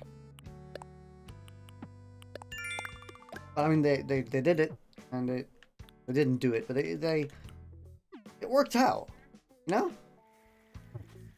And somehow the Animal Crossing has mass appeal now. Probably because of all the memes between it and Doom Eternal, and the fact that they just made a really, really great game. So more people knew about it.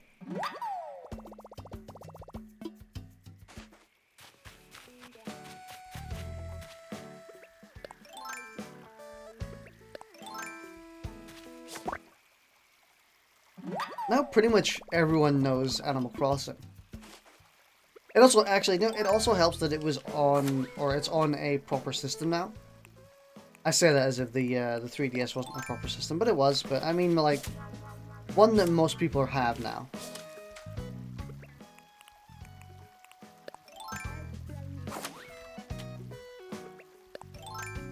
Oh my god, he went to the... this bastard. But it does help that it's on a system that broke into mass market appeal.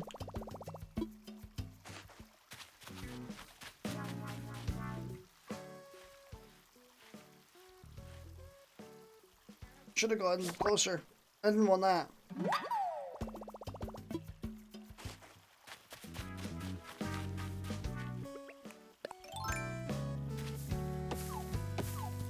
We have an objective to get wood.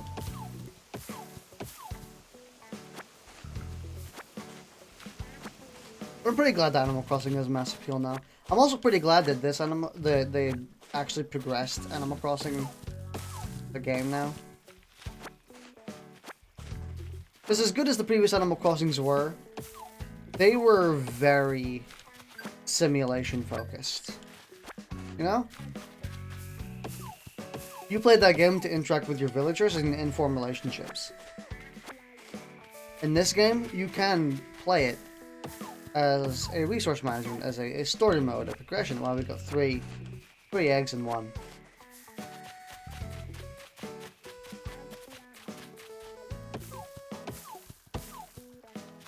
So there's a lot more game to this Animal Crossing as compared to other Animal Crossing games. A lot more to do, a lot more to work towards.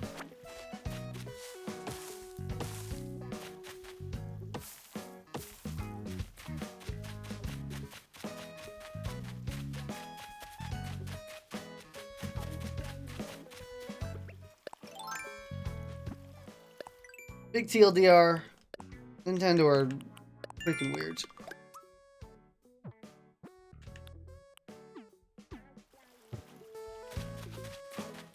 Pop balloon? I can pop balloon.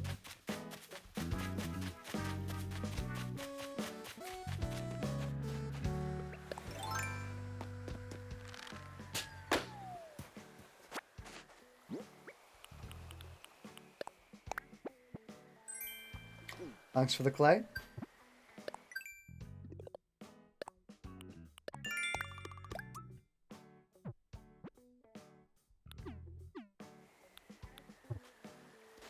And now we have enough to get that upgrade.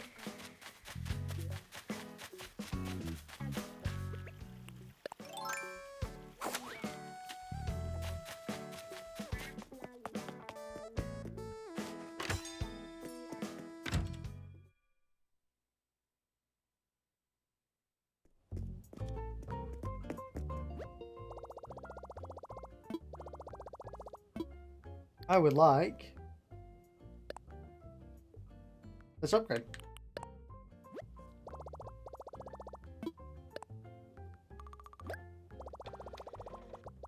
Now generating.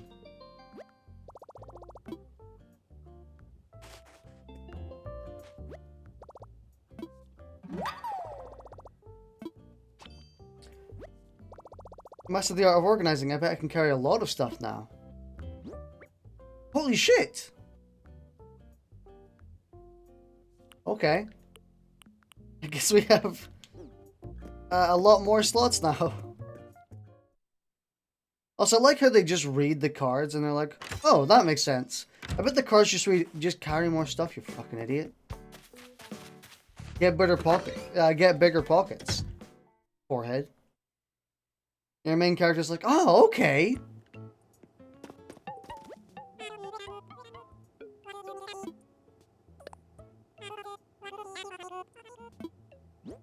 Just put more in your inventory, duh.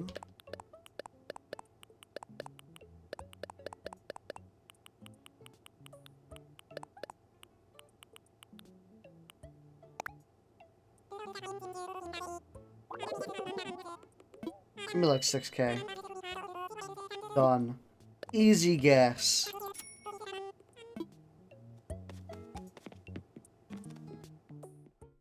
So predictable.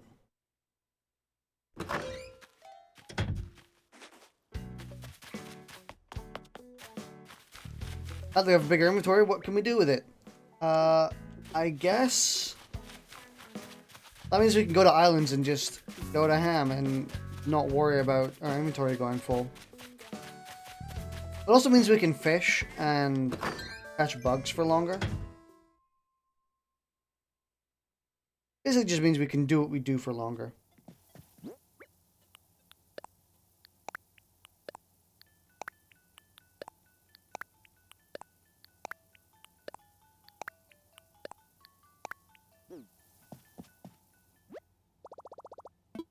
Did I craft something? Yeah. Let's have a look and see what we craft.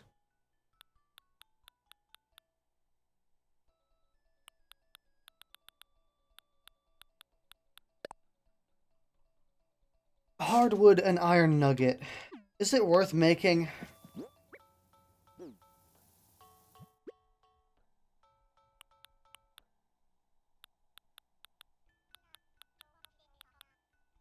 We have lots of hardwood.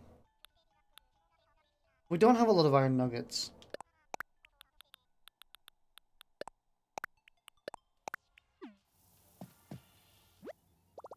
I suppose we'll craft as much as we want. How much of that can we craft? 10, 15?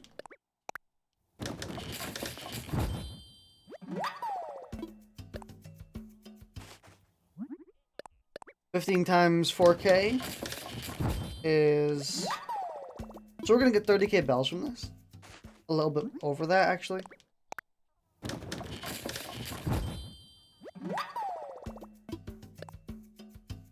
No, we're gonna get 30... No, yeah, 30...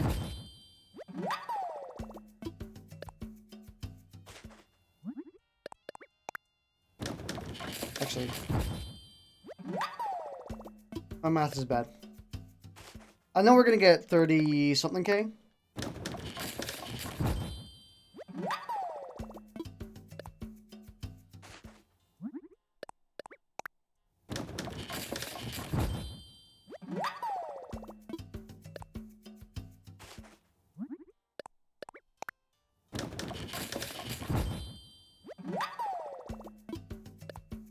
$400 times 5 is 1,000, 1,600, 2,000.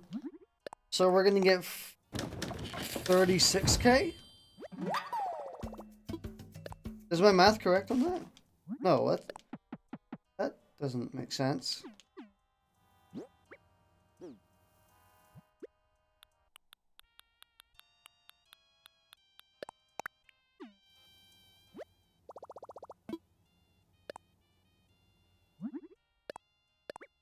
Yeah, that doesn't make sense. Yeah, that makes 0 sense. No, wait, it does. Yeah, it does. No, we're at 36k, I think.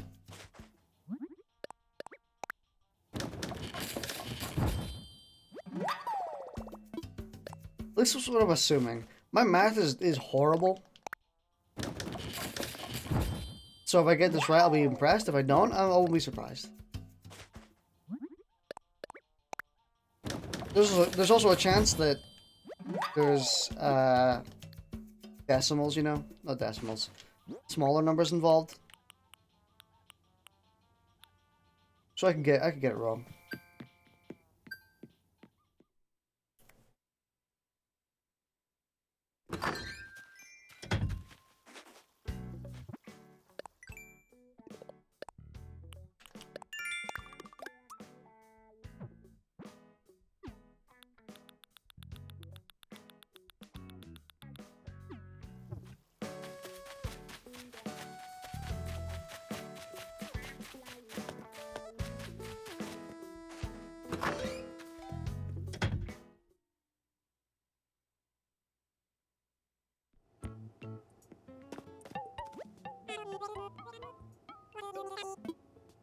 I would like to sell.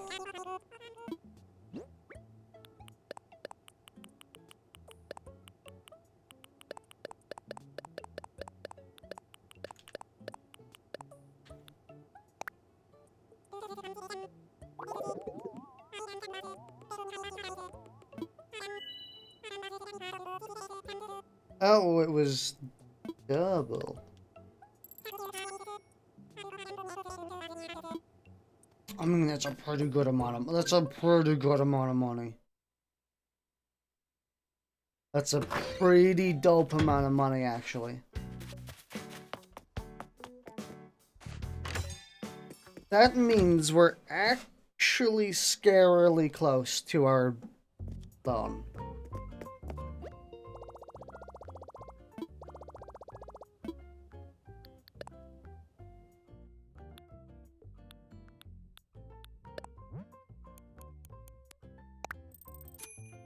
Okay, we're not that close. My math was wrong on that one as well. Damn. Big thick here. Two brain cells fighting over which is right. My loan is 350. Nuke. Nuke.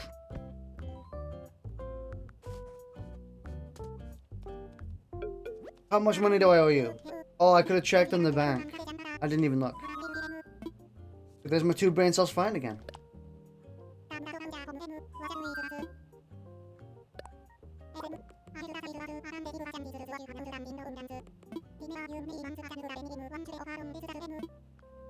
They didn't even freaking tell me what my loan was? Fine, I'll do it myself. 35, yeah. So you need 100 more K. Didn't ask. I asked about my house. I assumed he would tell me when I talked about it. I was hoping we can get it today, but that's not looking likely. I mean, we need 100 more K. We can make 100K in a day, I'll be surprised. At least without some sort of lucrative money scheme, like turnips. Because I heard turnips are insane. Like bonkers. I've seen people get something akin to 2 million when they sell turnips. With like a full inventory full of them.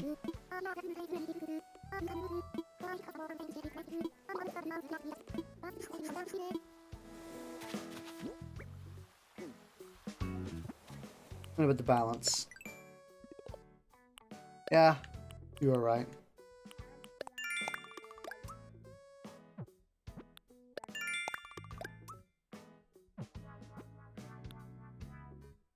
Access your wardrobe and change your look.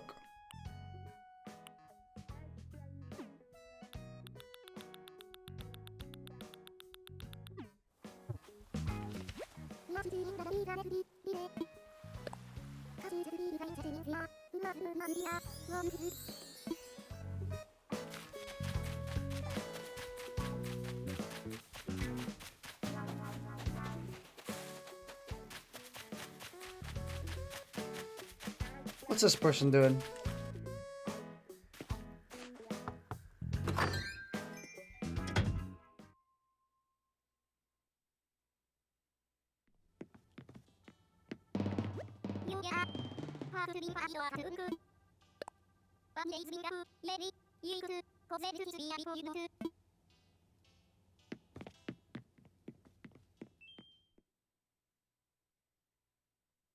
You know, I completely forgot. Apparently tomorrow's my birthday. I'll be 22. I completely forgot about that.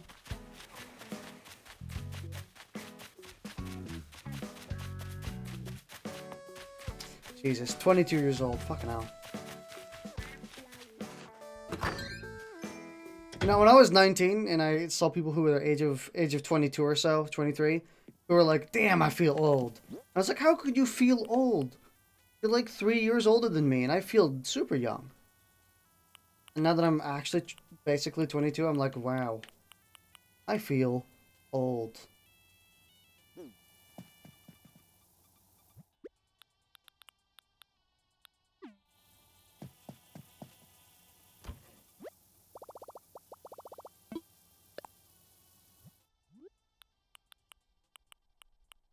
You gotta stick on the classic, you know?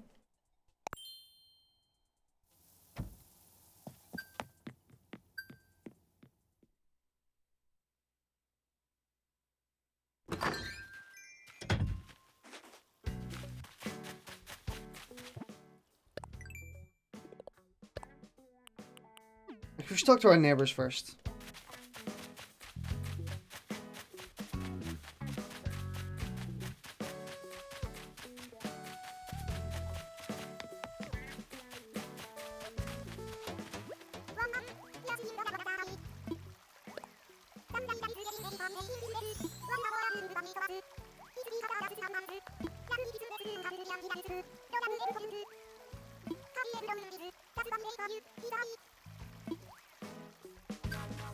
Really? I didn't hear that they give you more. I didn't hear that if you give it a good smack, you got a lot of them.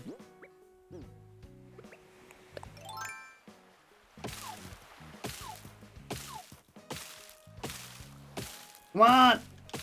Go ahead!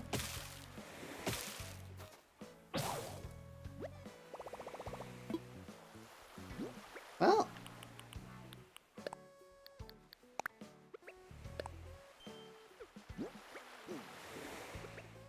Give it a good smack! Boom! Yeah. I guess not. With the shovel?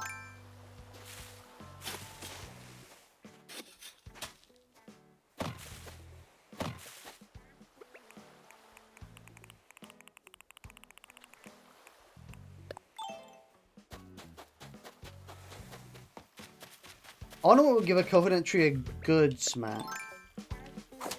A big smack.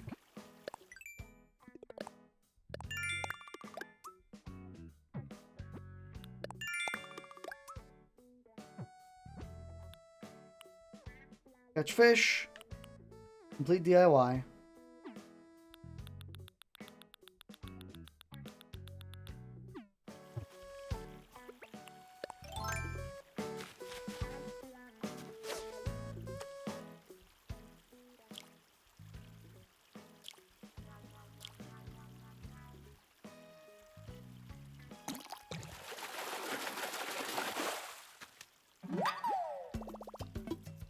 This.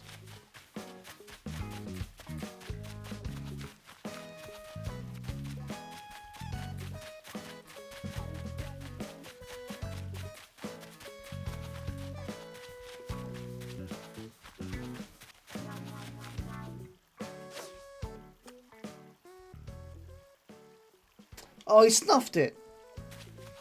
He was just like, nah, I don't want that. Rude.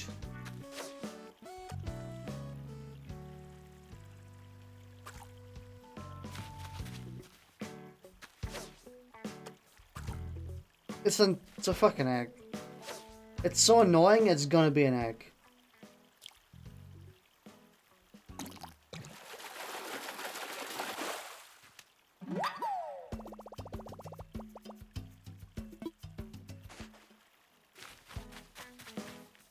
Told you.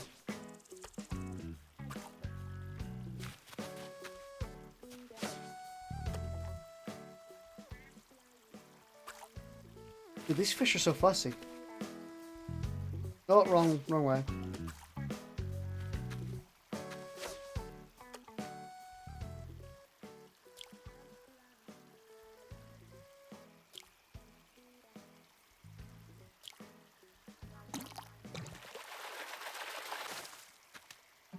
Thanks for the loach.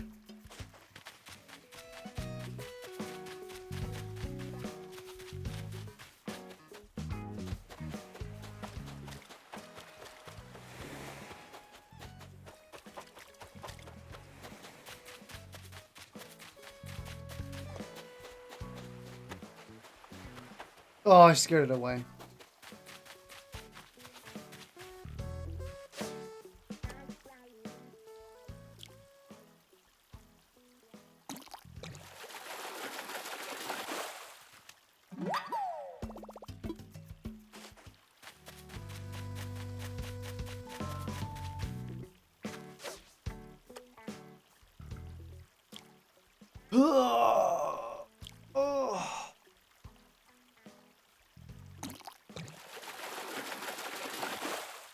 Oh, fucking egg!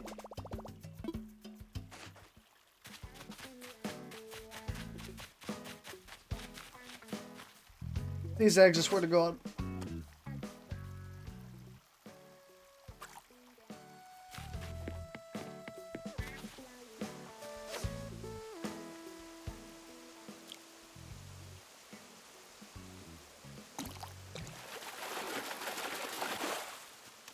Thanks for the mackerel. No days.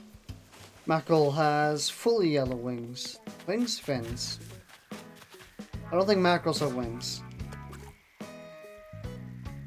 It's just a guess. Oh.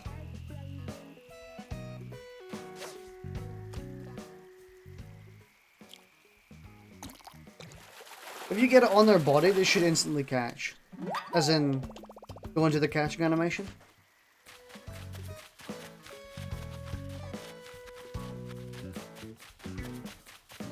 Actually, I'm not saying that should happen, but that would be kind of cool.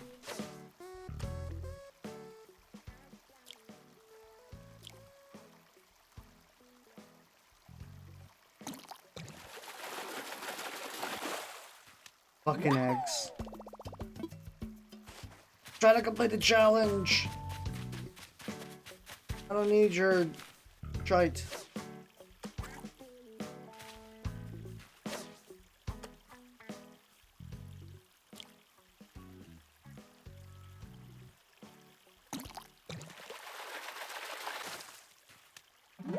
Roach. Roach.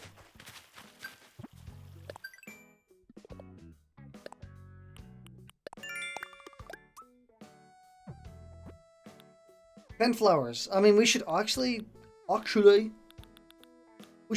already do that anyway. We haven't done that yet today, so it would probably benefit our flowers.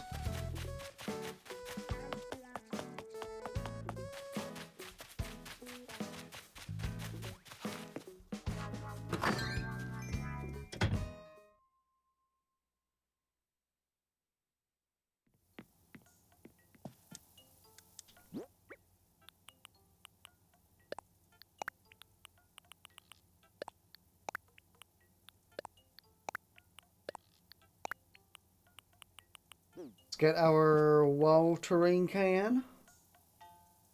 Where did we put it? Did we put it in storage? We did.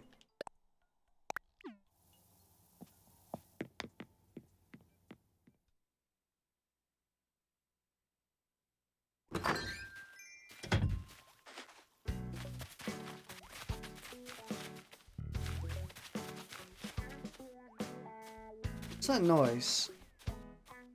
Oh!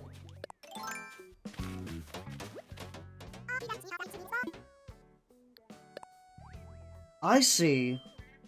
She has fleas.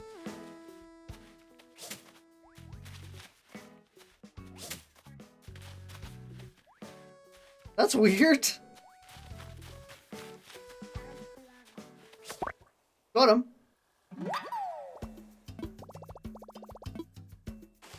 I didn't even notice.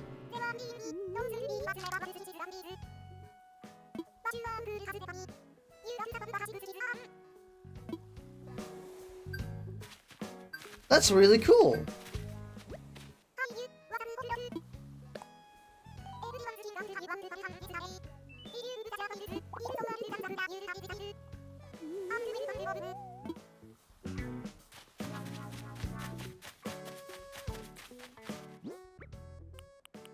That's bizarre.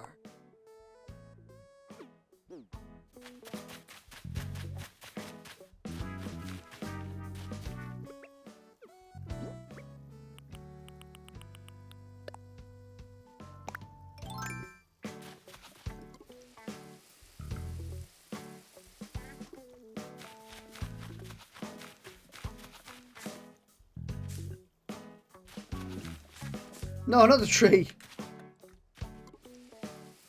Apparently the water cannon does break, by the way.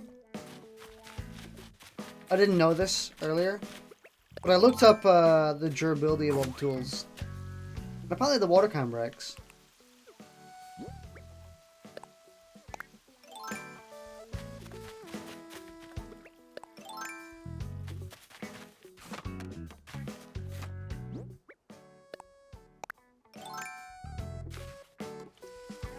So it might break here.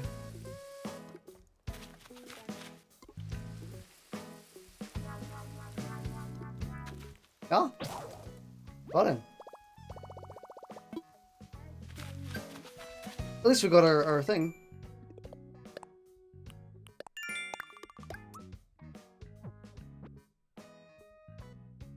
Earn bells by selling items. We can do that.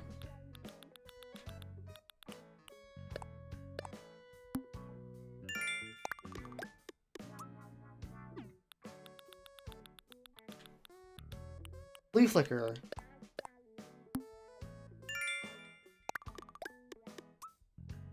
Itchy fleas are a real hassle. If you see an island buddy struggling with fleas, by all means help them out. Not only is that a nice thing to do, but you'll also get some miles for doing a good deed.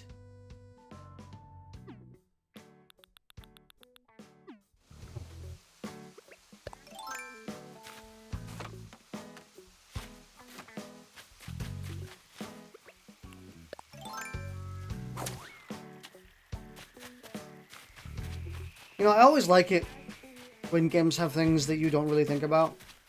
Stuff that you think is too far for the game, you know what I mean? Like a simulation aspect being too precise or too in-depth.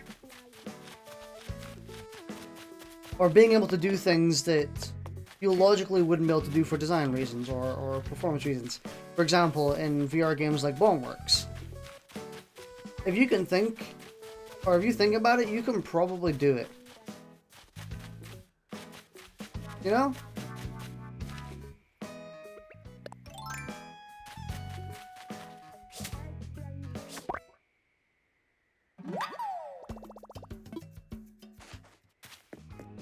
And that flea thing is one of those for me. Where I was like, really? It's that in depth? You can... That happens to them?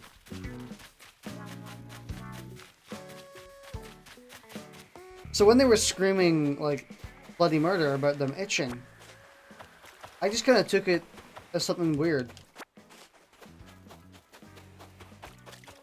Didn't actually realize. Also didn't help that the fleas weren't making a sound then. They were making a sound, which is why I noticed them. Second time.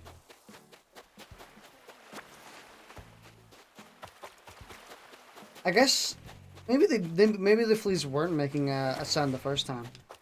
So it's like if you notice them saying they're itchy, you can catch the fleas before they start manifesting. You know what I mean? Maybe. Could be like that. It's cool though. Didn't expect it.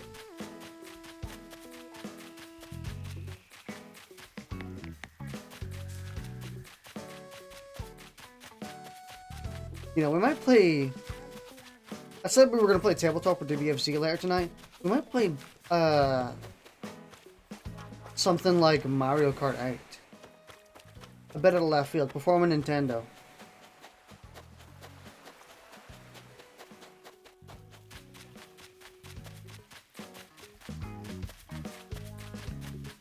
Also, I'm just looking for things I can sell.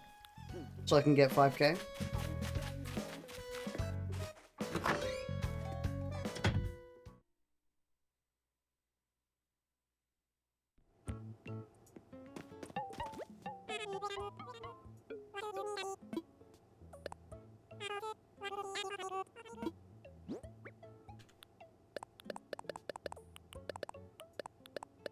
Don't sell the flea, we should give it to Lathers. He's gonna fucking hate it.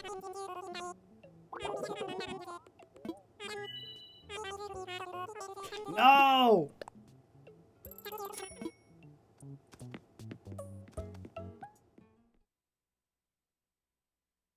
All that shit and sold for 3.4k.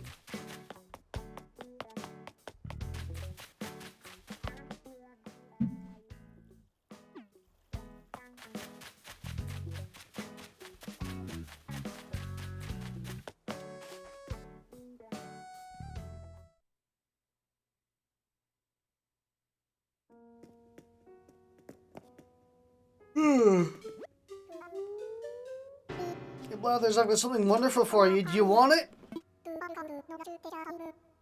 We should also have a look at the dinosaur thing. Because we've gotten quite a lot more fossils. I would like to donate this flea, please.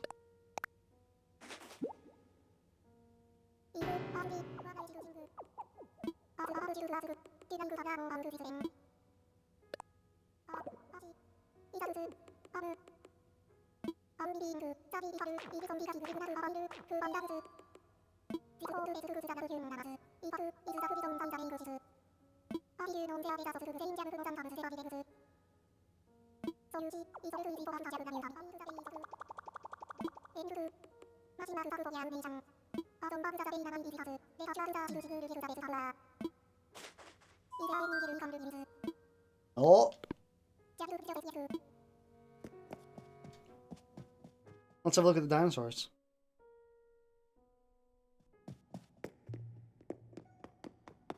I also bought Plague Inc. Publicly, of course. Play that at some point. Ammonite.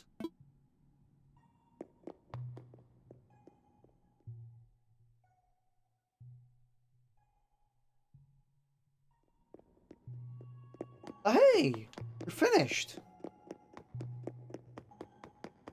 Are you?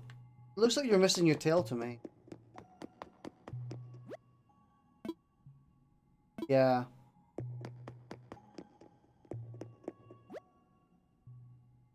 Dimetrodon. Dimetrodon? Dimetrodon?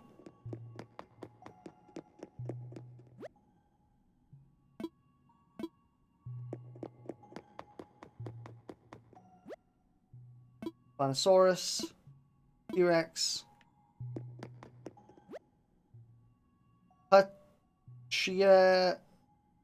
Pachycephalosaurus.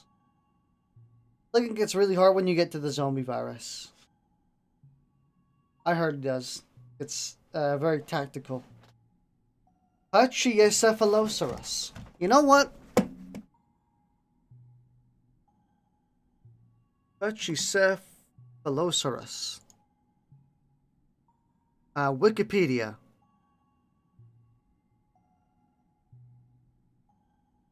I want to see how to say Pachycephalosaurus. Pachycephalosaurus. Okay. Pachycephalosaurus.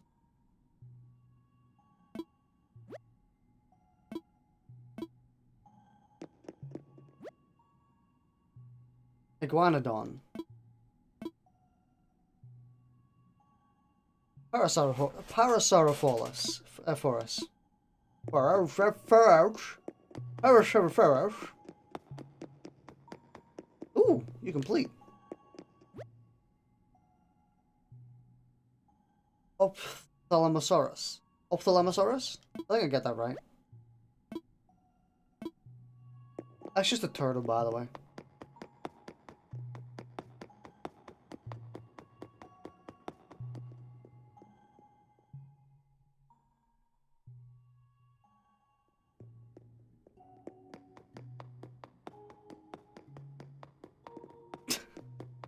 There's an ass over there, and there's a torso and head over here.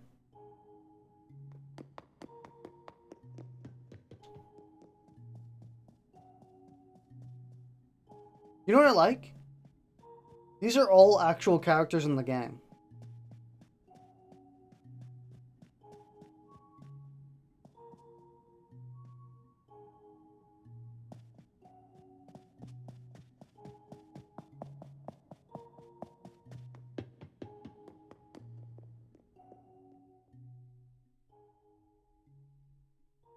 Also, telling height difference doesn't matter when you curve the ground like that.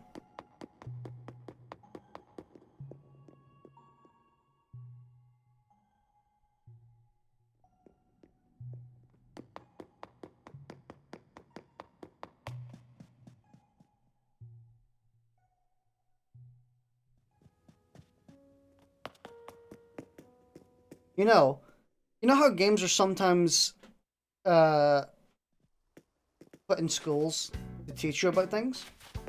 I can 110% see a fully completed museum being used as like an actual teaching thing. It's like, here's what the dinosaurs looked like, but here's all their fossils. Instead of just showing them pictures, you show them 3D interpretations from inside this game. There's all the bugs, there's all the fish. I can totally see the museum being used in this way. That's kind of cool to think about.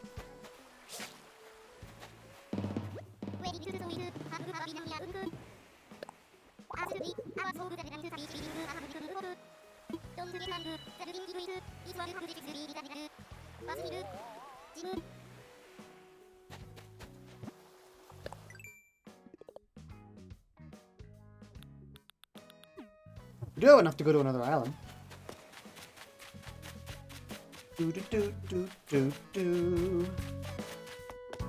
Man, this is such a banger. Oh, but the music's about to change. We're about to get a new... Oh, what are they doing? You making coffee? Whiskey?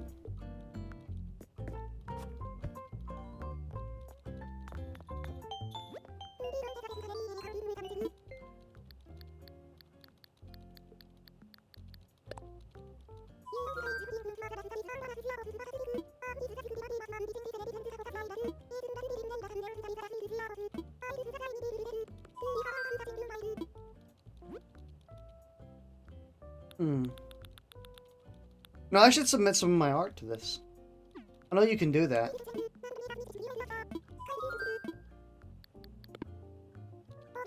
Yeah, it's stuff I've already drawn, may as well.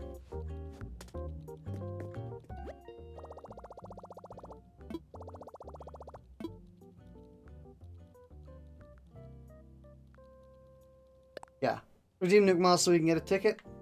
Bell voucher. You can also buy a bell voucher. Not sure why you would for just 3,000 bells. Like 500 things is not worth 3,000 bells. 500 nuke points.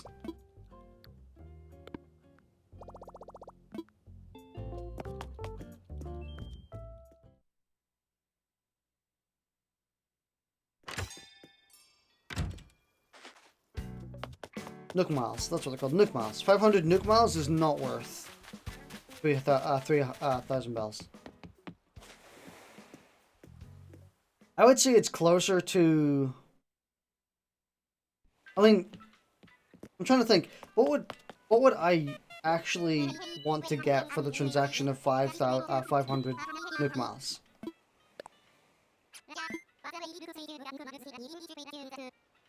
There's a trick, there was a trick.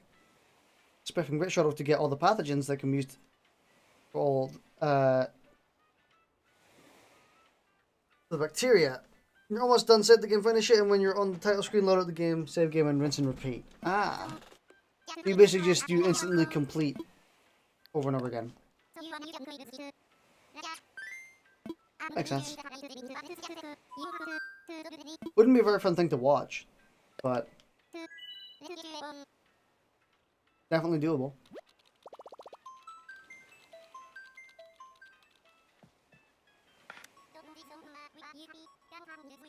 I've also watched quite a lot of gameplay, so I kind of half know what I'd be doing. You know, the usual. Don't reveal symptoms until late on. Or if you are going to reveal symptoms, do it carefully. And then when almost everyone is infected, or everyone is infected, just load in. Make them fucking die. Instantly.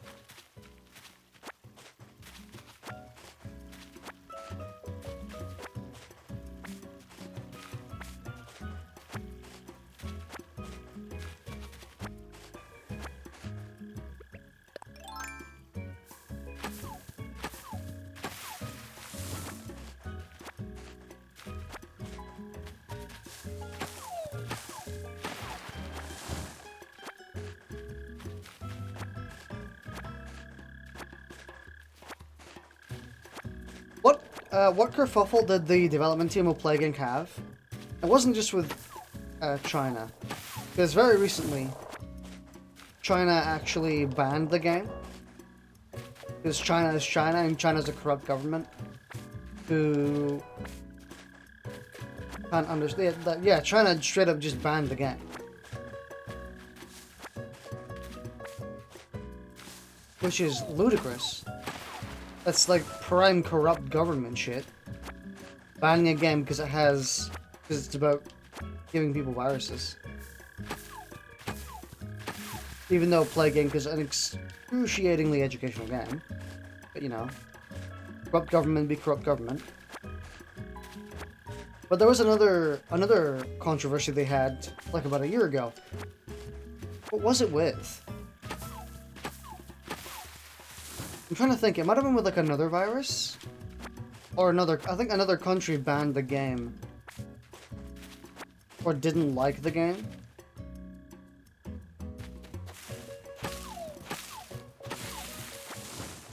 I can't remember what.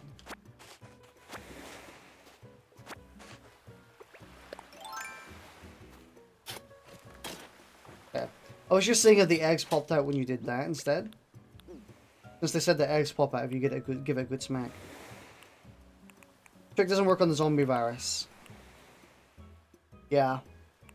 Yeah, with them you have to herd immunity? Like you have to herd it up and you have to treat them more like RTS characters. Oh. The hour just passed over, that's why the music changed.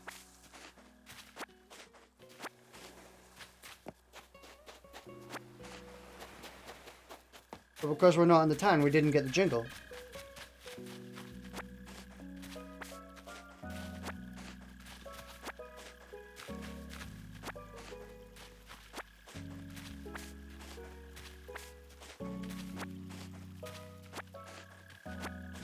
You can use passages you unlocked in them.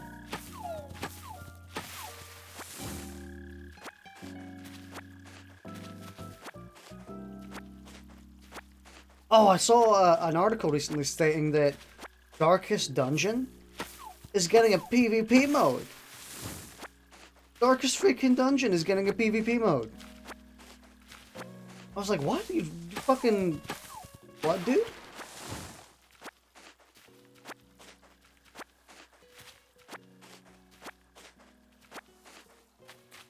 That is not the game I would expect to have a PvP mode.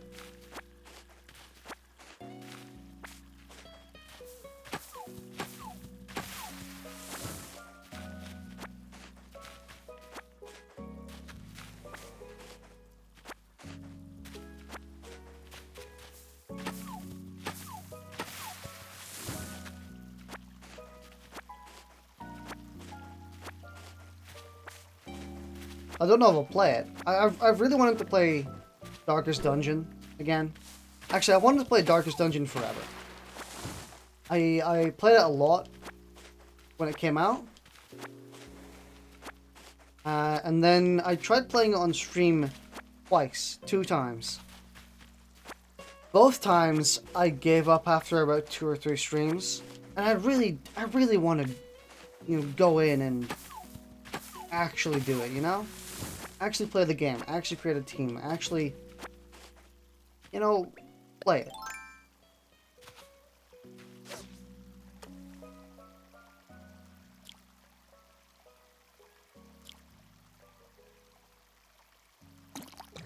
I also think it would be very fun. Oh, tire.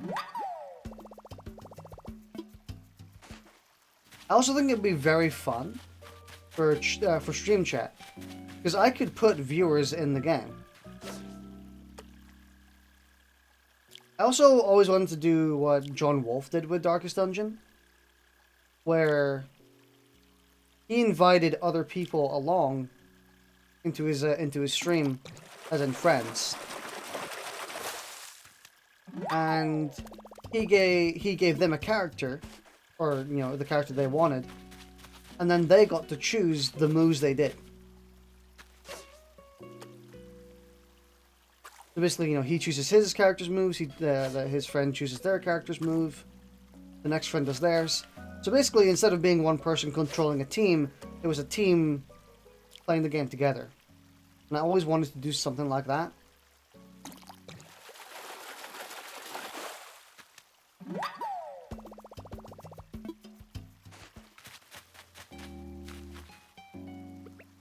I think that'd be really fun. But also, just playing Darkest Dungeon in general would be pretty fun anyway. But I think it really depends on viewers. Like, I hate saying that, but I think it really depends on viewers. For me. Because if no one's going to watch it, there's not really much point of me playing it. I mean, maybe in VOD, if the VODs get watched, it's maybe worth.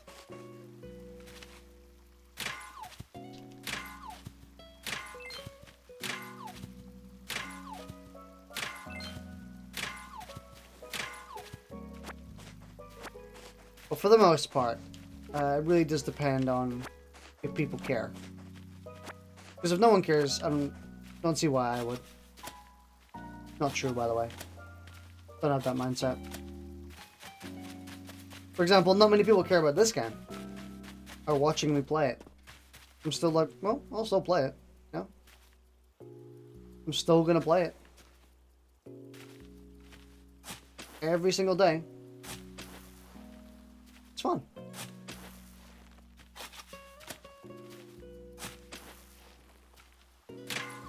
I had that with what is the game called? War. It's something like War Dance. War. Yeah, that's gonna bother me now.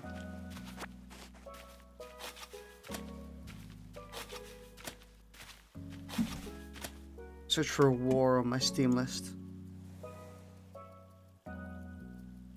War Groove. I knew it was something like War. I know it was something like dancing. War Groove.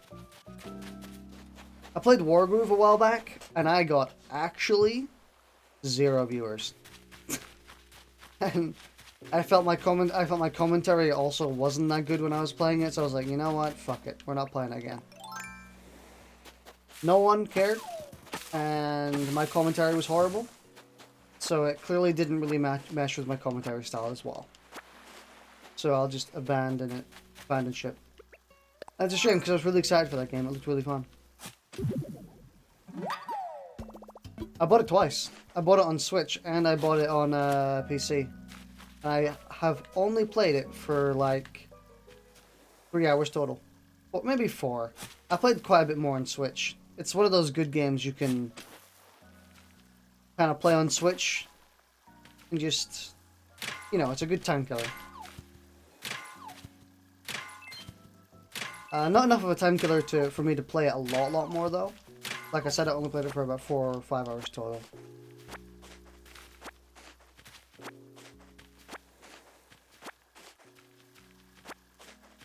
I thought it said iron nuggies. I was like, fuck yeah, dude.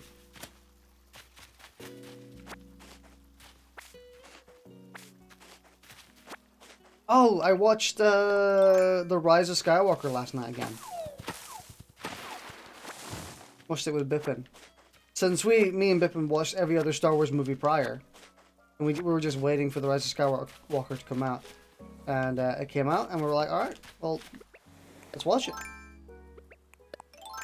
And I gotta say, unlike The Last Jedi, Rise of Skywalker holds up.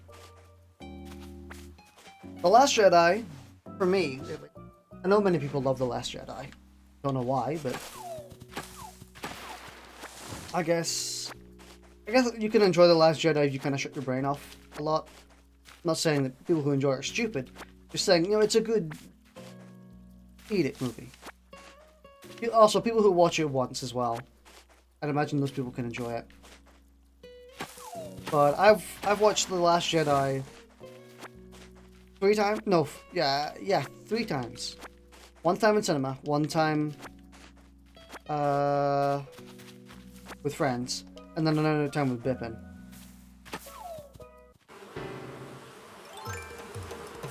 Damn it. With me, yeah. With you and Holly. 1 time in cinema, 1 time with you and Holly. And then another time with Bippin. Recently.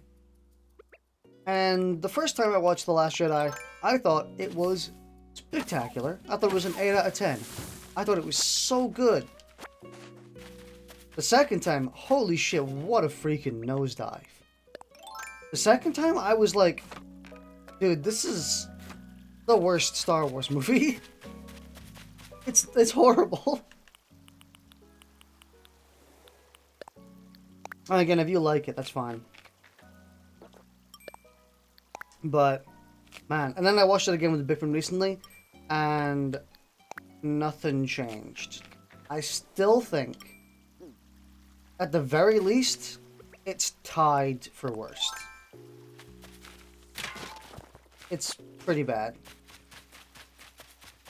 And not for any, like, lore reasons. I hate when people bring up lore reasons for hating it. Like, oh, the Force doesn't work that way, the light speed ramming doesn't... Shut the... I don't care. No, not many people care. I mean, actually, no, a lot of people care, actually. But it's one of those things where I don't think it's a super duper duper valid criticism. It's a criticism, it works, and it makes sense. But it's not relevant to me. Therefore, it doesn't exist, obviously, you know. If I don't like it, it means it's objectively bad, of course. No. But people tend to bring up lore reasons as to why The Last Jedi is bad. They don't care that much about the lore. Pretty much, yeah. I don't care about what it does for the lore. That doesn't really matter to me. That much. The lightspeed ramming, that's one of the best scenes in Star Wars. It's a golden nugget amongst a big swapping turd. Ooh. Oi. Isn't that what Japanese people say to come to me? Oi.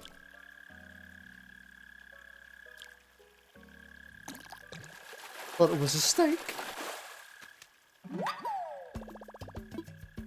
But my problems with The Last Jedi, and I'll make it swift, since I guarantee not many people want to hear about it. No one cares.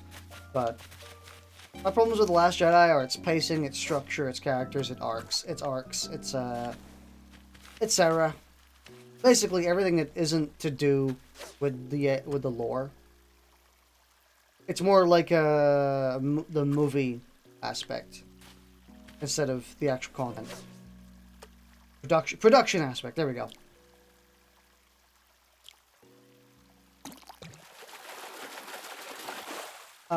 But The Rise of Skywalker, from a production standpoint, is actually really good. Like, it's really good.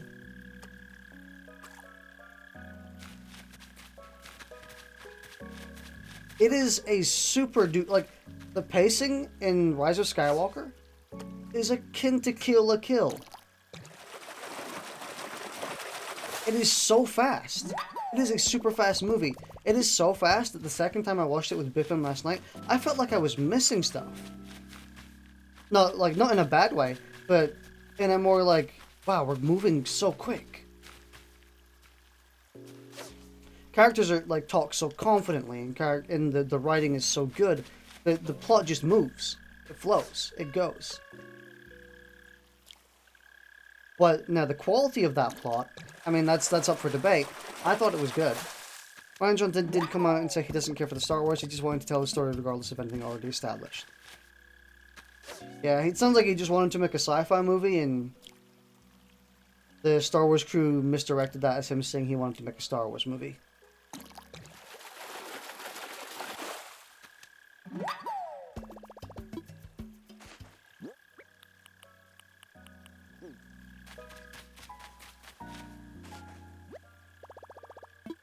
But personally, I think The Rise of Skywalker still holds up. Unlike half of me have given up defending. I would also give up defending The Last Jedi. Again, the content in The Rise of Skywalker, as in what the plot does, where it goes, that's the most debatable part of the movie. But production-wise, it is excellent, I think. The writing is surprisingly good. I rarely notice good writing in a movie. But The Rise of Skywalker has good writing. Very good writing. The pacing is... it's a little bit fast for Star Wars tastes. But you get used to it in the movie. Especially because around the end it starts mellowing out a bit. But at least half the movie isn't completely pointless. Unlike in The Last Jedi. In The Last Jedi, you can cut out half of it and you miss nothing. In fact, you benefit when you cut out half of it. Also, the character arcs go nowhere. But in The Rise of Skywalker, everything... so good writing, good flow, good structure, good pacing. You actually have to watch the entire movie. Because, they're saying The Rise of Skywalker is the killing blow to Star Wars, but everyone else said it was The Last Jedi that did the damage. Which I agree was The Last Jedi. Yeah, I think it was also The Last Jedi. Ooh, this track.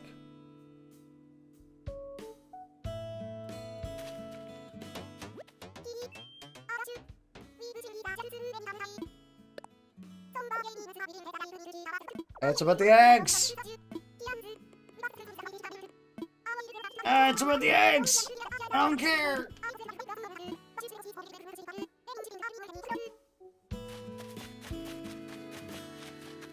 Yeah, I think... The Rise of Skywalker did as good as it could, coming off the high heels of The Last Jedi. I think a majority of the problems in The Rise of Skywalker come from, The Rise of Skywalker. Yeah, they originate from the fact that it had to follow up from The Last Jedi. Also, the only one I've heard to say relatively positive to do with The Rise of Skywalker. I don't know why people are shit-talking it. Actually, no, that's not true. I know... There are some things I also don't like about the movie. Some plot points. Especially near the end. There's some plot points I don't like. But for the most part, I like the plot points.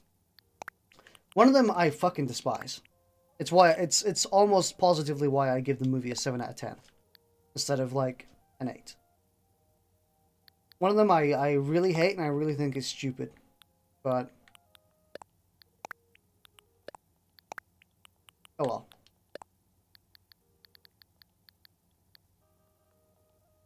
I can understand why people would hate it. It's one of those movies that's got a lot... it does a lot, but it's debatable on the quality is debatable. But I think it's fine.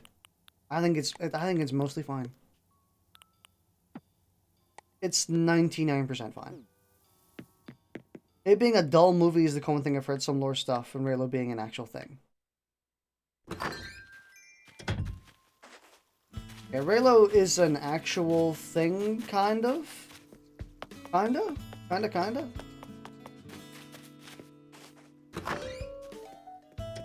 A little bit. I don't think it's a dull movie, though. I mean, if people are calling The Rise of Skywalker a dull movie, the fuck was The Last Jedi? The Last Jedi was a big freaking snorefest. Where it was like, oh, the Resistance. Oh, we're dying. Oh, our plans are failing. Oh, Luke is a fucking bitch. Jeez, what a fucking snore. What an actual snore. At least in The Rise of Skywalker. I will say this, the second time I watched The Rise of Skywalker, I was a bit bored. I was kind of zoned out, you know? I wasn't paying that much attention to it. I don't know if that's a problem with the movie or if it was a problem with me. I don't know. Maybe I think I zoned out about it.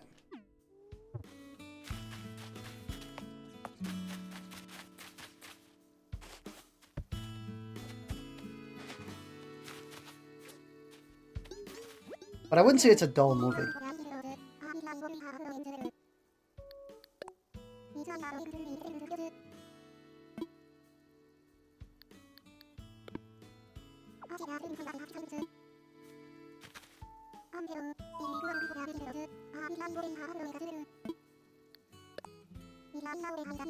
Raylo a lot one way to be impregnated with Kylo's child by the use of the Force. That's... It's so ridiculous that when me and Bippin were watching, we were making jokes about that. We're like, implant the Force, baby! Do it! Stupid.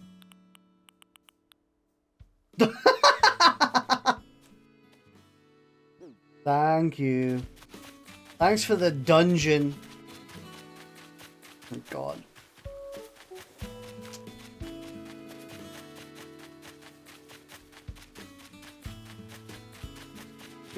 Give me a floor as well, actually. Can I buy another wallpaper? So they just give you a random wallpaper and random flooring? Oh.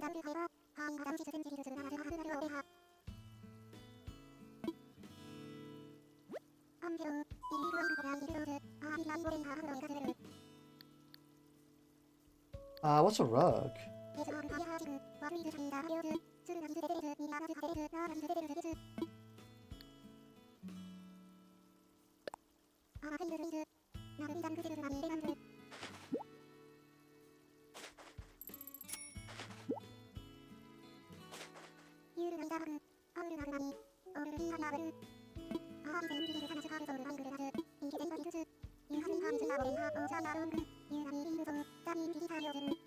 Oh.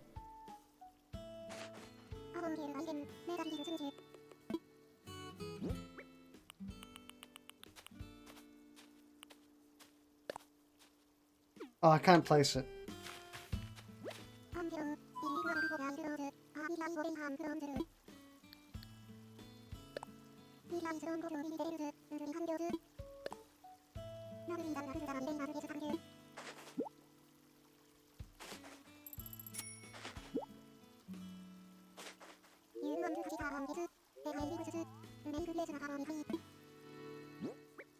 Dungeon? Sandlot. Sandlot? I hate sand. It's coarse and rough, and it gets everywhere.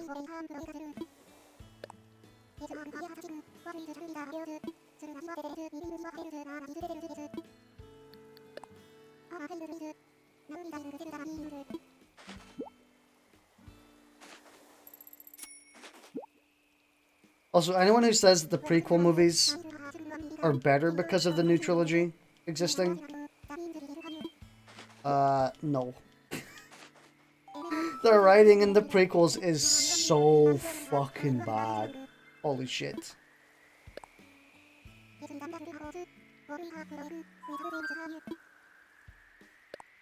It's so bad, dude.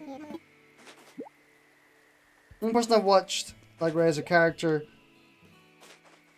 was ruined by her being spoiler. I don't think it's ruined. It's actually something I wanted for a while. Like, it's something I was fully expecting to be revealed in The Last Jedi, and they fucking cock-teased the shit out of it. I think it's okay. And honestly, I think the Rise of Skywalker makes me like Rey. Like, Rey is pretty well written. She actually has progression. She actually goes somewhere. She has flaws. She's not just goody two-shoes.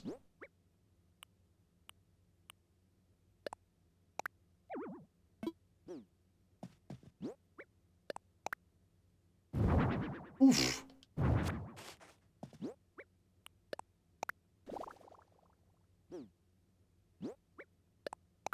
Fucking horrible.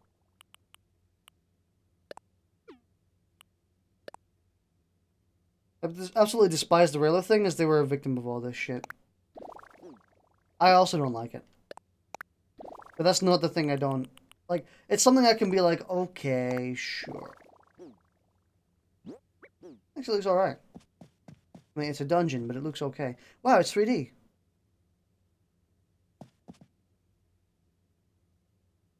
I don't mind it as much, but I'm still kind of like... rather not have happens. No.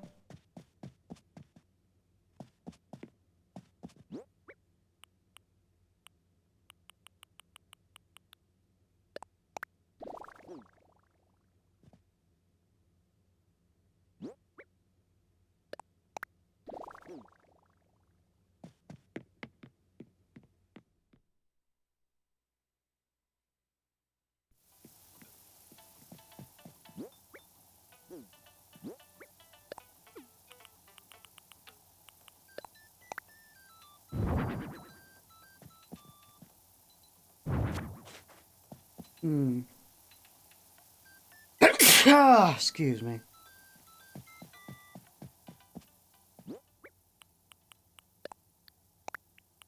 Oh well, I think the movie's good.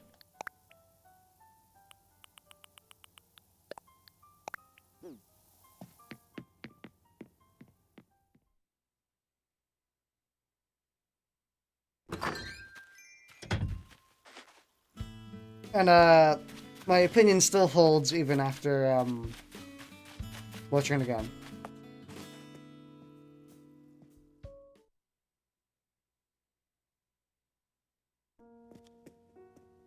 Oh, you're awake. Good.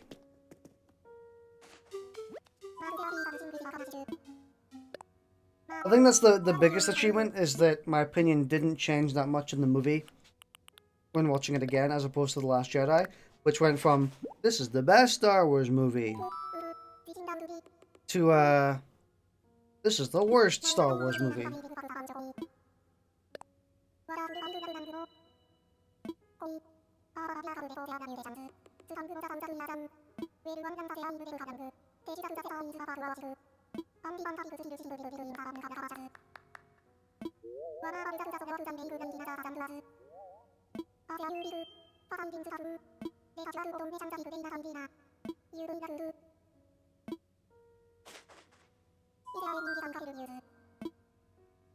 Nope. No.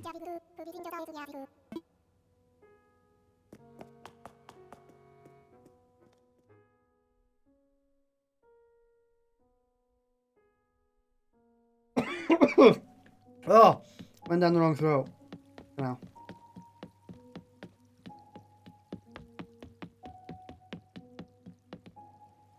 Look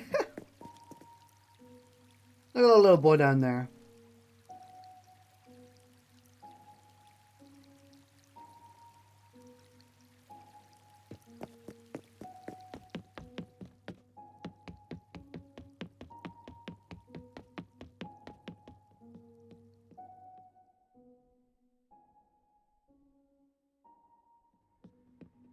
Man, this area is gorgeous.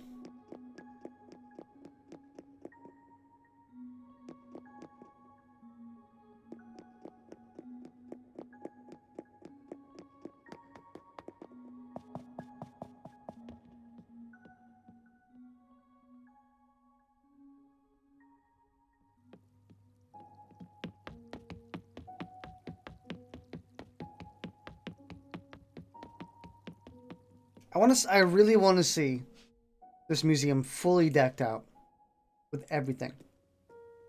And it really does kind of motivate me to actually fill it out because I'm like, I want to see it. I want to see all of it when it's fully filled.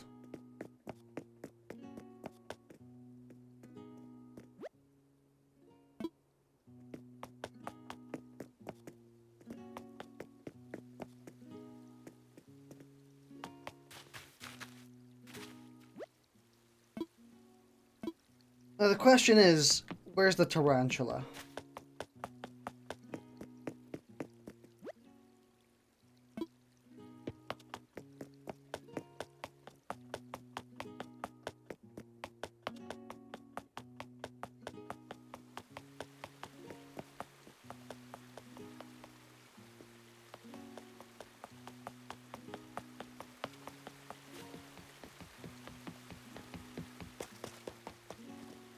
We kind of want to know where the tarantula is at all times, you know?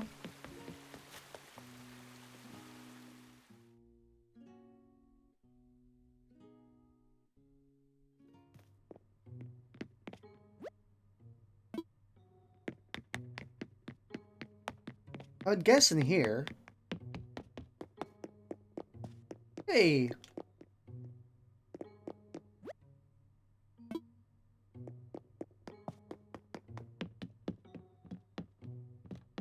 Oh, hey!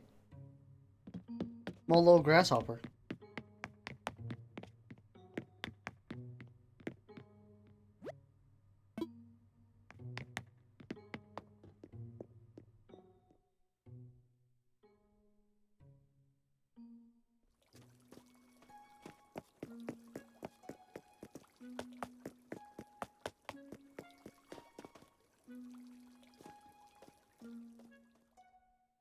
Still don't know where that tarantula is, dude. Did I even give him a tarantula? I'm pretty sure I did. Maybe it's sneaking around somewhere.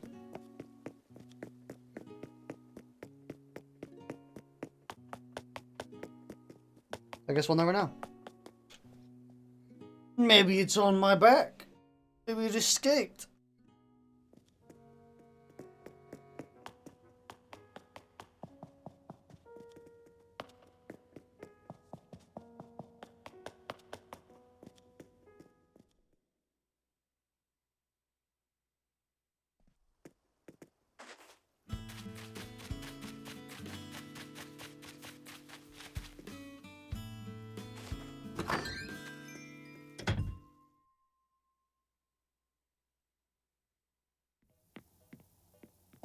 I really don't like the look of this house. This room especially.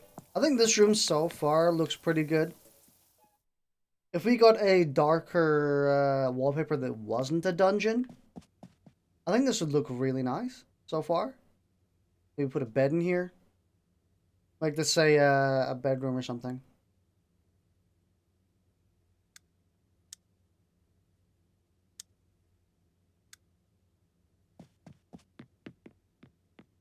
But to save that natural energy, you know? Don't want the bill to be too high.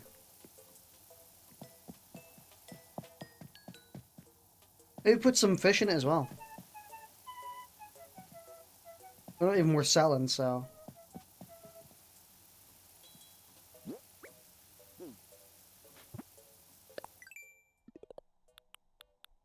I mean, there's nothing gonna be there. It's just not marked as something. Your water bill is what you should be worried about. What are you talking about? Alright, water bill won't be that bad, I assure you.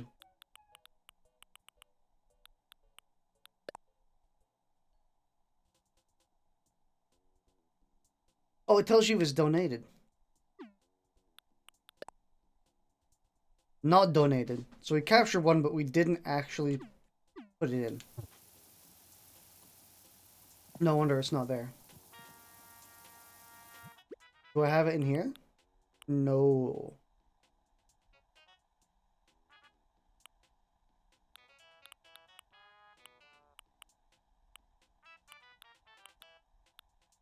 Maybe? Wasp?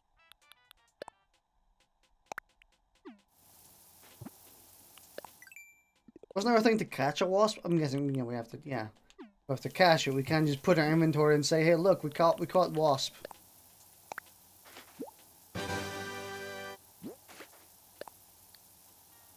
Slice. Oh. I thought I was going to just put the wasp down.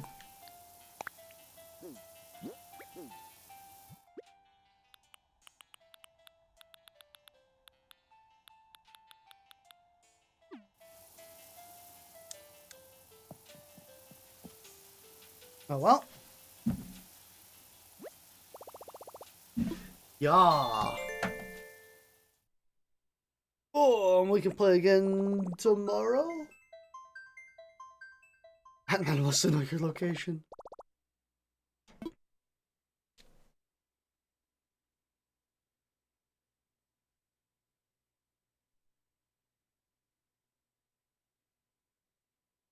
Oh.